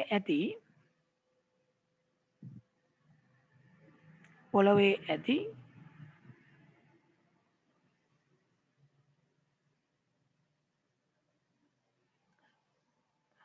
මැණික් සහ වෙනත් පාෂාණ කැබලි වලින් යුත් පොළවේ ඇති මැණික් සහ වෙනත් පාෂාණ කැබලි වලින් යුත්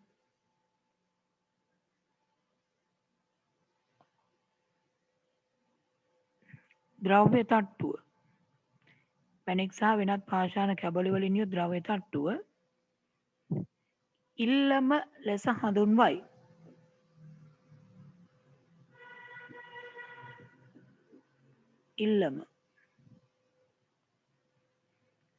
ඉල්ලම ලෙස හඳුන්වයි.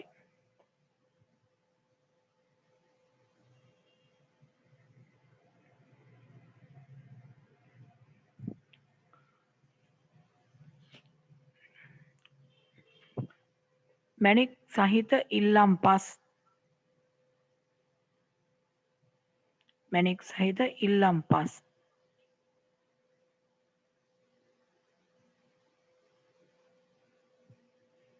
මැණික් සහිත ඉල්ලම් පස් පොළවෙන්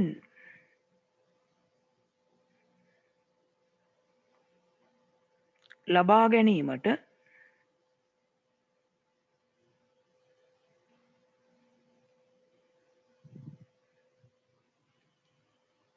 ළිඳක් මෙන්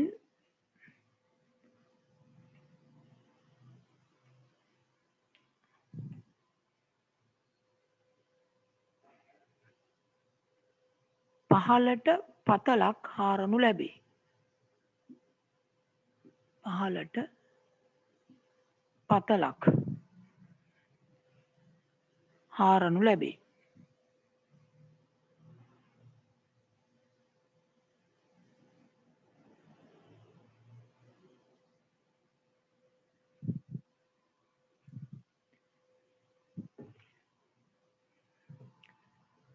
ඉන් පසු හරස් අතට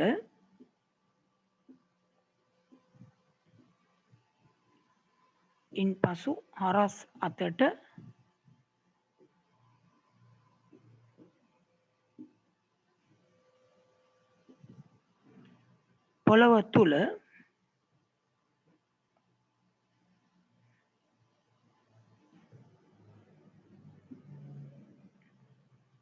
හාරන උමං වැනි කොටස්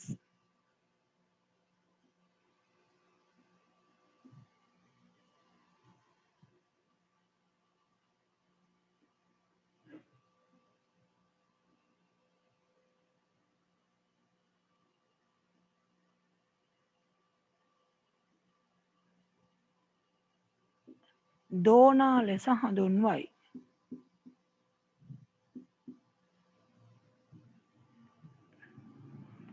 දෝනා ලෙස හඳුන්වයි.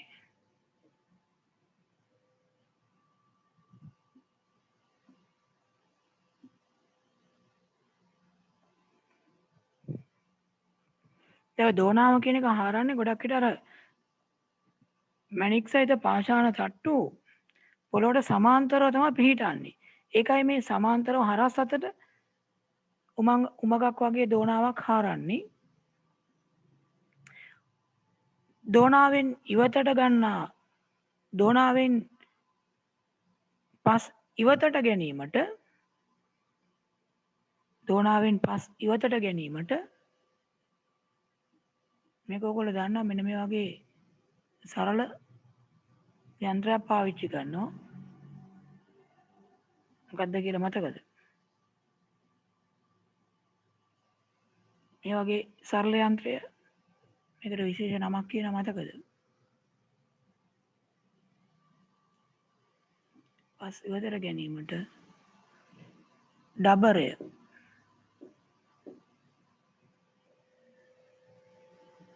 නැමැති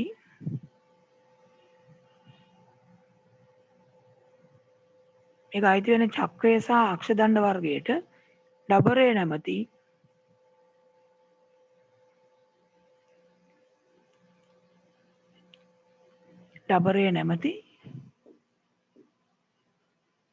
චක්‍රය හා අක්ෂ දණ්ඩ වර්ගයේ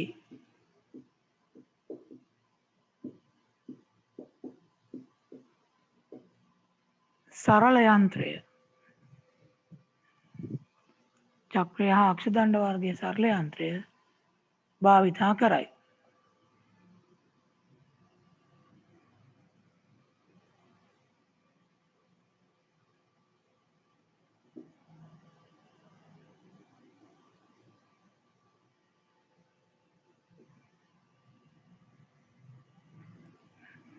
සාමාන්‍ය මේක ලණු කොටවල් කෙලවරවල් දෙකේම කූඩ ගැට ගහලා තියෙනවා. එකක් උඩට යනකොට එකක් පහළට යනවා. දෙපැත්තට කරකවනකොට එකක් පස් අරගෙන උඩට එනවා. අනිත් හිස් කූඩේ පල්ලෙහාට යන්න පුළුවන්. එතකොට අනිත් පැත්තට මේක දෙපැත්තට කරකවනකොට ඒ විදිහටයි මේක ක්‍රියාත්මක කරගන්නේ. මේ එතකොට ඩබරය චක්‍රය සහ අක්ෂ දණ්ඩ වර්ගයට අයිති වෙන්නේ. මේ රූපය පොඩ්ඩක් සටහන් කරගන්න මූලික දේවල් දෝනාව කියන්නේ මොකක්ද? පතල කියන්නේ මොකක්ද? ඩබරය කියන එක නම් කලින් ඉගෙනගෙනක් තියෙනවා. මේ එතකොට පොළව තුල මේ කොටස්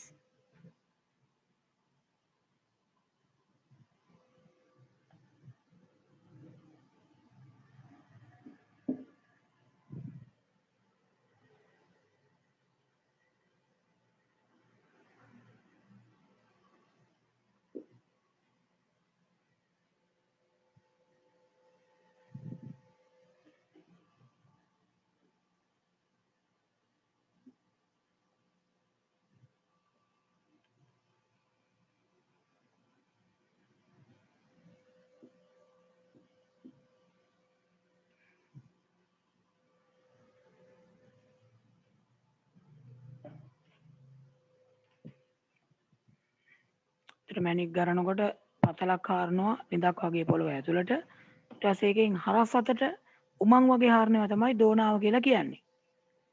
දෝනාවෙන් ඉල්ලම් පස් උඩට ගන්න ඩබරේ කියන සරල යන්ත්‍රය පාවිච්චිට ගන්නවා.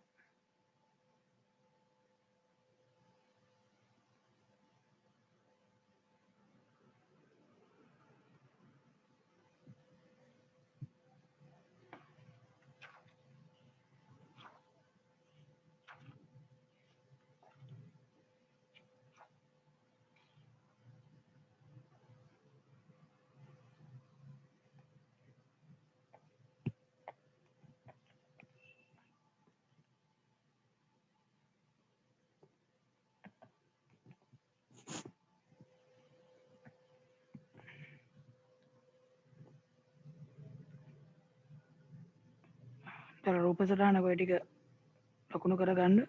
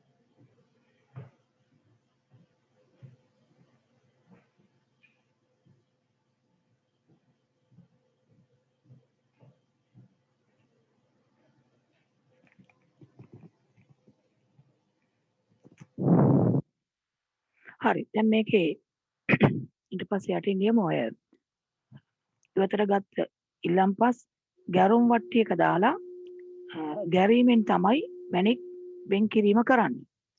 තරුවක් දාලා ලියමු. ඉල්ලම්පස්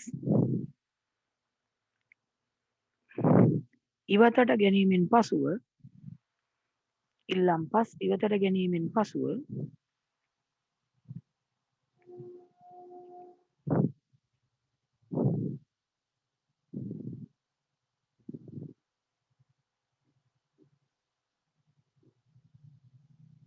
ගැරුම්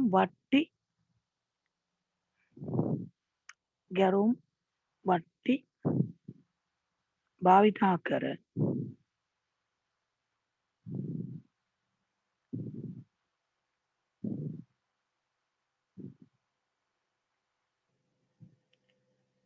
ගලා යන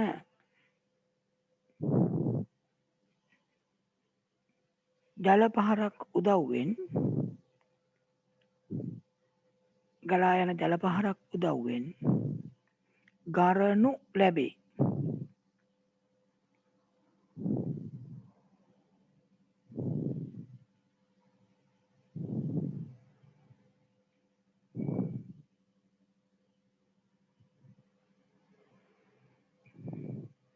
එහිදී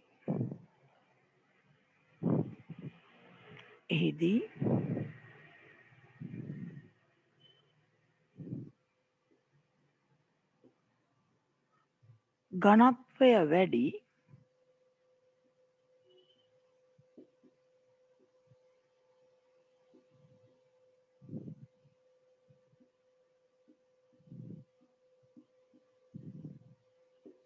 මැණික් සහ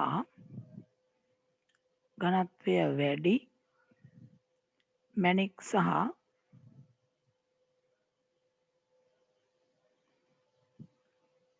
අනෙකුත් පාෂාණ කැබලි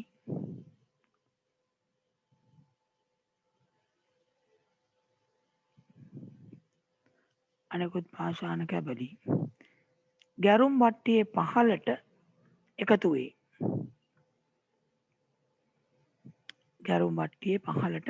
වේ. ඝනත්වය මත තමයි මේ වෙන් කර ගැනීම කරන්න පුළුවන් වෙන්නේ.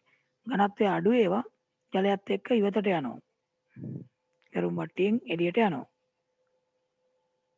මේ මැණික් වලට තියෙන විශේෂ ලක්ෂණ කීපයක්. මැණික් කියන එක ඒකටම ආවේනික යම් යම් ලක්ෂණ. ඒවට කියනවා මැණික් වල ලාක්ෂණික කියලා. මැණික් වලටම අදාළ ලාක්ෂණිකයන් කීපයක් තියෙනවා. අලුත් රූලක ලියමු මැණික් වල ලාක්ෂණික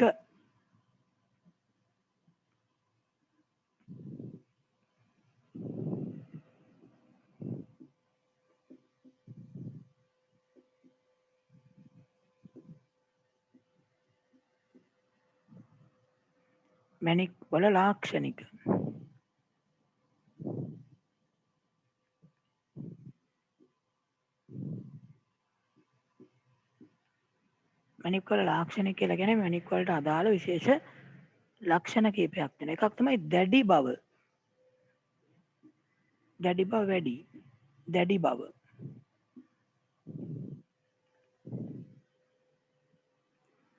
ගෙවී යාම අඩුයි.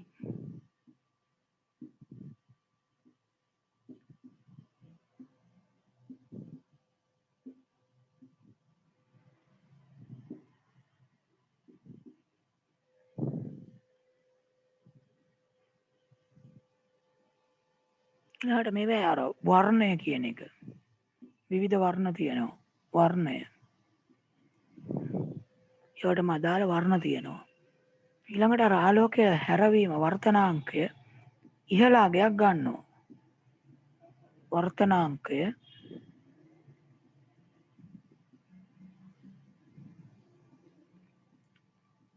ඉහළ අගයක් ගැනීම. ආලෝක වර්තනය සඳහා බලපාන අගය.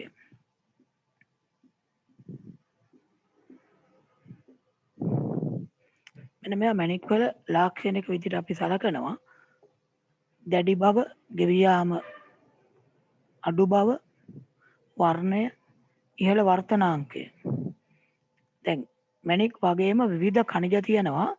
නොයෙකුත් මේ දැඩි බවෙන් යුක්තයි.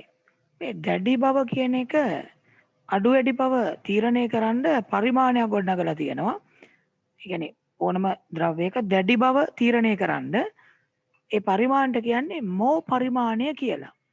මෝ පරිමාණය. ද්‍රව්‍යයක දැඩි බව තීරණය කරන්න ගොඩනගලා තියෙන පරිමාණය මෝ පරිමාණය කියලා කියන්නේ.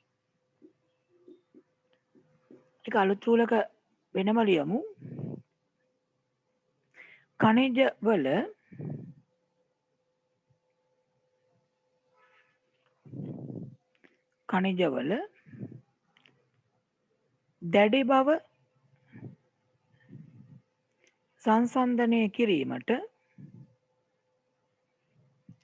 දැඩි බව සංසන්දනය කිරීමට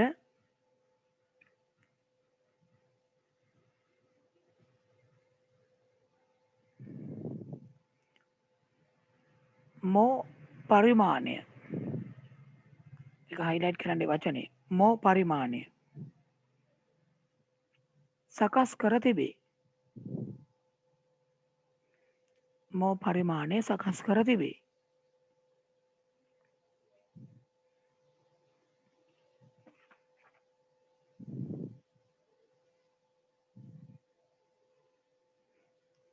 එමගින්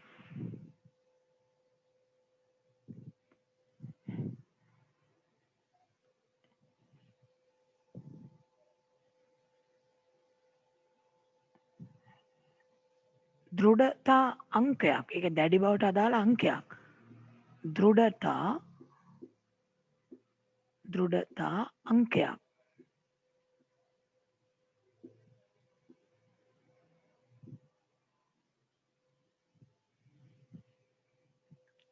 දැඩි බවට අනුව ලබා දී තිබේ. දෘඩතා අංකයක් දැඩි බවට අදාළව ලබා දී තිබේ.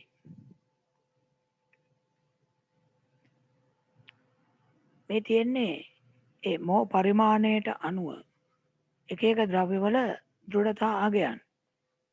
මේ මෝ පරිමාණය කියන එක තමයි මේ තියෙන්නේ. එකේ ඉඳන් 10 දක්වා ඒ පරිමාණයේ අංක දීලා තියෙනවා. ඒතකොට මේ අංක වලට ගැලපෙන ද්‍රව්‍ය කීපයකුත් පෙන්නලා තියෙනවා. දියමන්ති තමයි දැඩි බව වැඩිම ද්‍රව්‍ය. මෝ පරිමාණය අංක 10 දීලා තියෙන එකට. අඩුම දැඩි බව තියෙන්නේ ටැල්ක් කියන ද්‍රව්‍ය. ටැල්ක් කියන එක පවුඩර් එහෙම හදන්න ගන්නවා. පුයර වර්ග හදනකොට. එතන පහලින් ලියලා තියන්න මේ මෝ පරිමාණය කියලා ලියලා මේ දෘඩතා අංකයයි ඒකට අදාළ ද්‍රව්‍යයන් ටිකයි ලියමු. මේ විවිධ ඛනිජ තියෙන්නේ මෙතන. ටැල්ක් කියන එක දැඩි බව දෘඩතා අංකය 1, ජිප්සම් කියන ද්‍රව්‍ය 2යි, කැල්සයිට් කියන ද්‍රව්‍ය 3යි, ෆ්ලෝරයිට් කියන ද්‍රව්‍ය 4යි, ඇපටයිට් කියන ද්‍රව්‍ය 5යි, පෙල්ස්පා කියන ඛනිජය දෘඩතා අංකය 6යි, ක්වාර්ට්ස් කියන්නේ තිරුවාන වල දැඩි බවට අදාළ දෘඩතා අංකය 7යි, ටොපෑස් කියලා ඛනිජයක් තියෙනවා 8යි, කොරන්ඩම් කියන්නේ මේ මැණික් වර්ගයක් 9යි, දියමන්ති වල 10යි. මේ ද්‍රව්‍ය කීපයකට අදාළව ඒ දෘඩතා අංක මෝ පරිමාණයට අනුව ලැබෙන විදිය දක්වලා තියෙන්නේ. මේ පරිමාණය පොඩ්ඩක් විතර සටහන් කරගන්න. අංක ටිකයි ඒකට අදාළ ද්‍රව්‍ය කීපයයි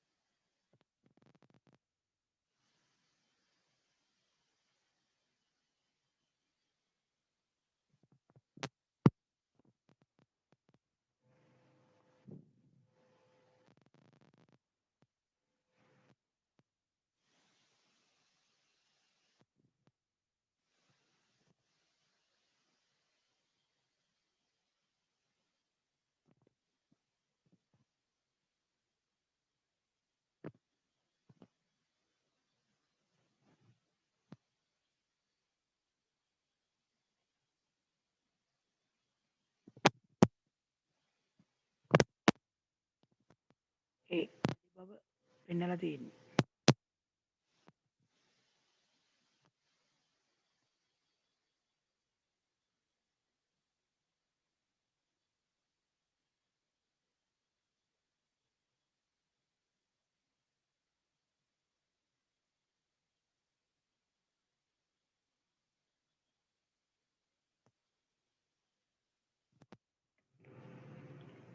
දැඩි බව සම්බන්ධ අගය තියෙනවනේ.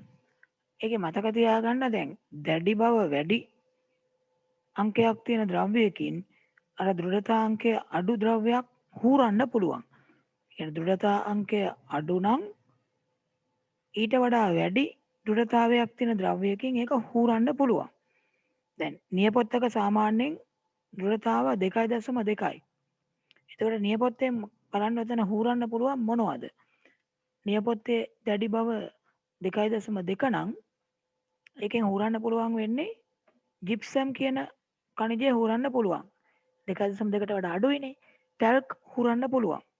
අනිත් ඒවා හීරුවට හීරලා යන්නේ නැහැ. දැන් දියමන්ති වල දැඩි බව ගොඩක් වැඩි නිසා ඒකෙන් ඕනම එකක් හූරන්න පුළුවන්. ওই දියමන්ති වල දැඩි බව වැඩි නිසාම දියමන්ති වලින් හදපු පිහිතලයක් තමයි වීදුරු කපන්න පාවිච්චි කරන්නේ.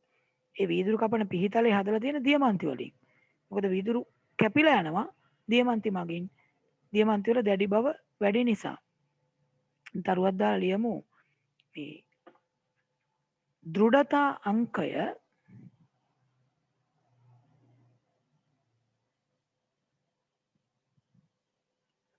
වැඩි ද්‍රව්‍යයකින් දෘಢතා අංකය වැඩි ද්‍රව්‍යයකින්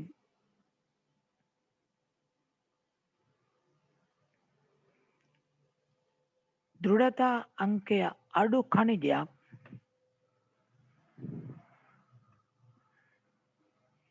දෘಢතා අංකය අඩු කණිජයක් සීරීමට හැකිය.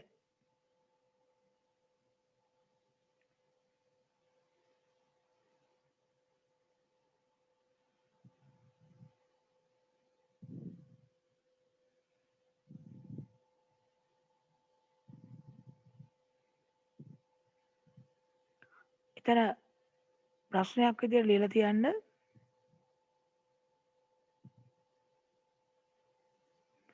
කිසියම් ද්‍රව්‍යයක ඒ ප්‍රශ්නයක් විදිහට ලියන්න කිසියම් ද්‍රව්‍යයක දෘঢ়තාවය කිසියම් ද්‍රව්‍යයක දෘঢ়තාවය 6කි.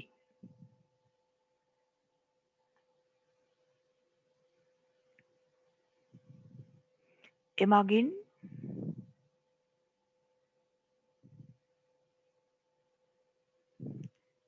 සීරීමට නොහැකි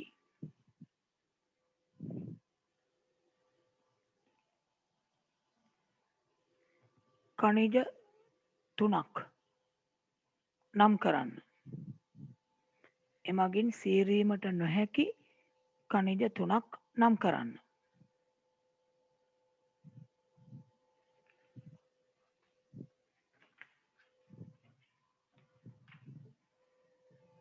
ඒකට පොඩ්ඩක් ඉඩ තියන්න මේ වගුව බලලා නම් කරන්න පුළුවන්. අර මං කිව්වා නේද කොරන්ඩම් කියලා කියන්නේ මැණික් කියලා. මැණික් වර්ගයක් කියලා. කියන්නේ මැණික් කාණ්ඩයක් කොරන්ඩම් කියලා කියන්නේ. ඒතර ඒකට අයිති මැණික් වර්ග කීපයක්ම තියෙනවා. ඒක වෙන පාටකින් චුට්ටක් ලියලා තියන්න. කොරන්ඩම් නැමැති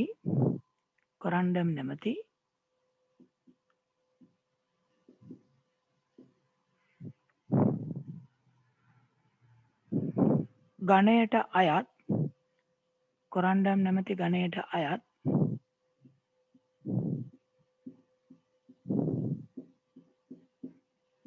මැණික් වර්ග කීපයකි.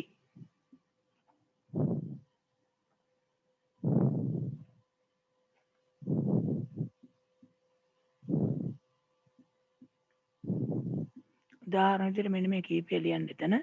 නිල් මැණික් අයිති වෙන්නේ මේකට. රතු කැට කියන එක අයිති වෙන්නේ මේකට. පුෂ්පරාග කියන වර්ගය මැණික්. පුෂ්පරාග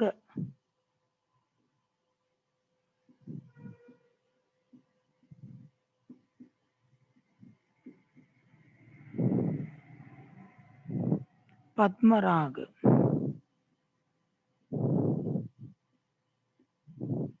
මේ වගේ මැණික් කොරන්ඩම් කියන වර්ගයට තමයි අයිති වෙන්නේ.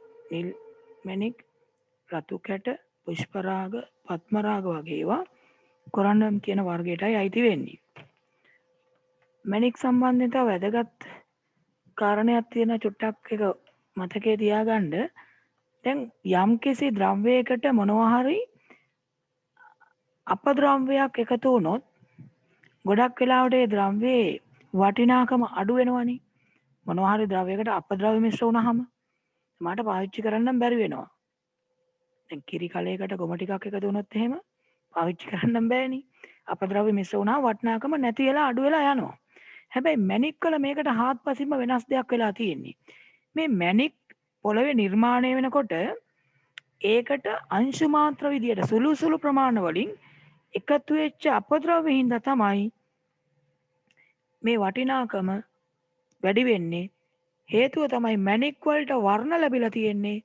ඒවා නිර්මාණය වෙනකොට ඒකට මිශ්‍ර වෙච්ච අපද්‍රව්‍ය හින්දා. ඒතර වර්ණ නොතිබුණා නම් මැණික් වල වටිනාකමක් නැහැ. ඒ මැණික් වලට මේ විවිධ වර්ණ ලැබිලා තියෙන්නේ අංශු මාත්‍ර ප්‍රමාණ වලින් අපද්‍රව්‍ය මිශ්‍ර වීම නිසා. ඒ නිසා මේ අපද්‍රව්‍ය මිශ්‍ර වෙලා වටිනාකම වැඩි වෙච්ච ද්‍රව්‍ය වර්ගයක් තමයි මැණික් කියන්නේ. බොහෝ විට අපද්‍රව්‍ය මිශ්‍ර වුණා වටිනාකම අඩු වෙනවනේ ගොඩක් ඒවා. වෙනම පාටකින් ලියලා තියන්න මැණික් වලට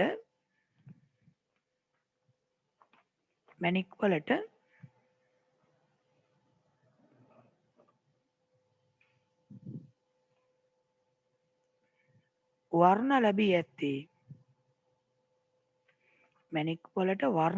ඇත්තේ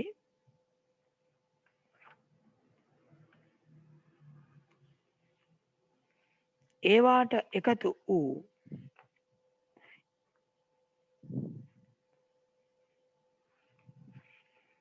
අංශු මාත්‍ර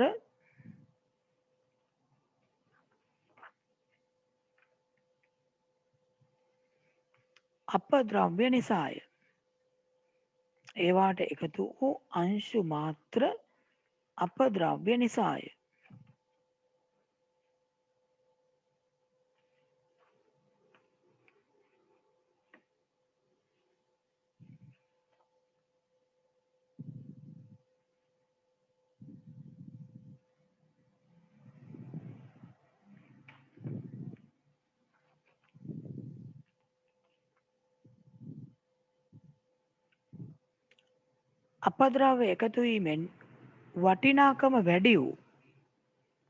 අපද්‍රව්‍ය එකතු වීමෙන් වටිනාකම වැඩි වූ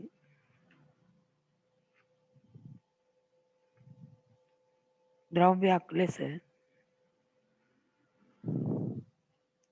මැණික් හැඳින්විය හැකිය.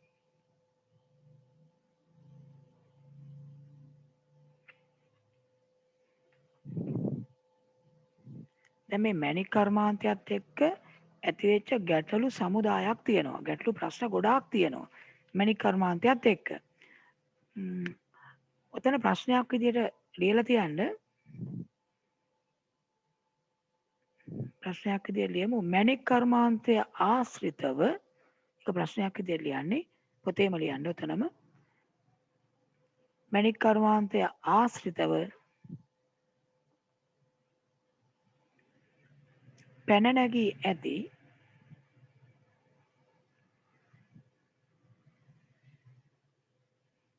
ගැටලු 6ක් ලියන්න. මැණික් කර්මාන්තය ආශ්‍රිතව පැන නැගී ඇති ගැටලු 6ක් ලියන්න.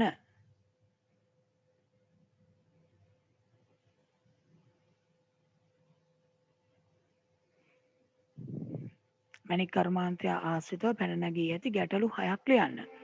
ඒක මේ ගෙදර වැඩක් විදියට උතන පොඩ්ඩක් කල්පනා කරලා හොයලා බලලා ලියන්න ඕන.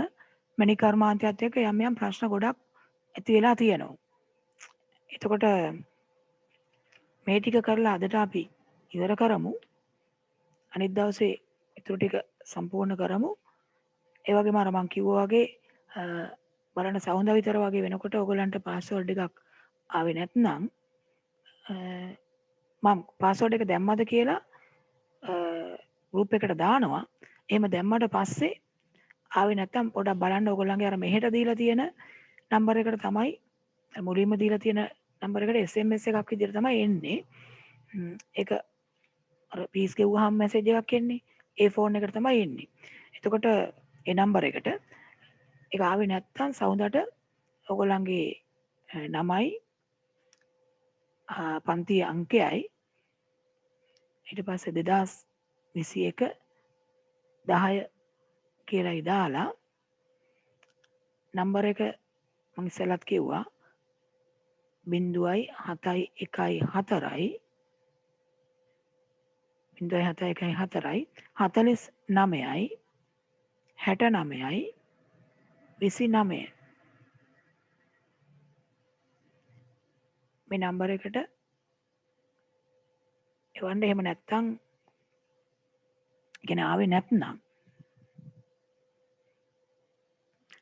අදට මෙඩිකල් අපි ඉවර කරමු. දැන් මේ කරපු ටික පොඩ්ඩක් බලා ගන්න. මොකද මේ 9 කොටස් දැන් 9 ඉවරයි කියලා ඔක්කොම අහක දාන්න බෑ. මේ දේවල් ඉදිරියේදී නැවත උමනා වෙනවා. මම අර කිව්වා වගේ දැන් වෙබ් සම්බන්ධව 11 අන්තිම පාඩමේ මේ ටික ඔහොමම තියෙනවා සම්පූර්ණ ටිකම. ඉතින් මේ කොටස් විවිධ තැන්වලදී අපිට උමනා වෙනවා. ඉතින් මේවා අත්හැරලා උඩින් පල්ලෙන් කරලා යන්න බෑ. යම් යම් තැන්වලදී මේ තැන ඕනේ නැති වුණත් අත්හැරලා ගියත් අපිට වෙනත් තැන්වලදී ඒ අත්හැරීමේ විපාක විඳින්න වෙනවා. ඒවා හරියට කරලා තිබුණේ නැත්තම්. ඒ නිසා තමයි මේ ටික සම්පූර්ණයෙන්ම මේ ඉවර කරගෙන යන්නේ. අදට එහෙමනම් අපි මේ ටික කරලා ඉවර කරමු. හැමෝටම ආයුබෝවන් සුබ රාත්‍රියක්.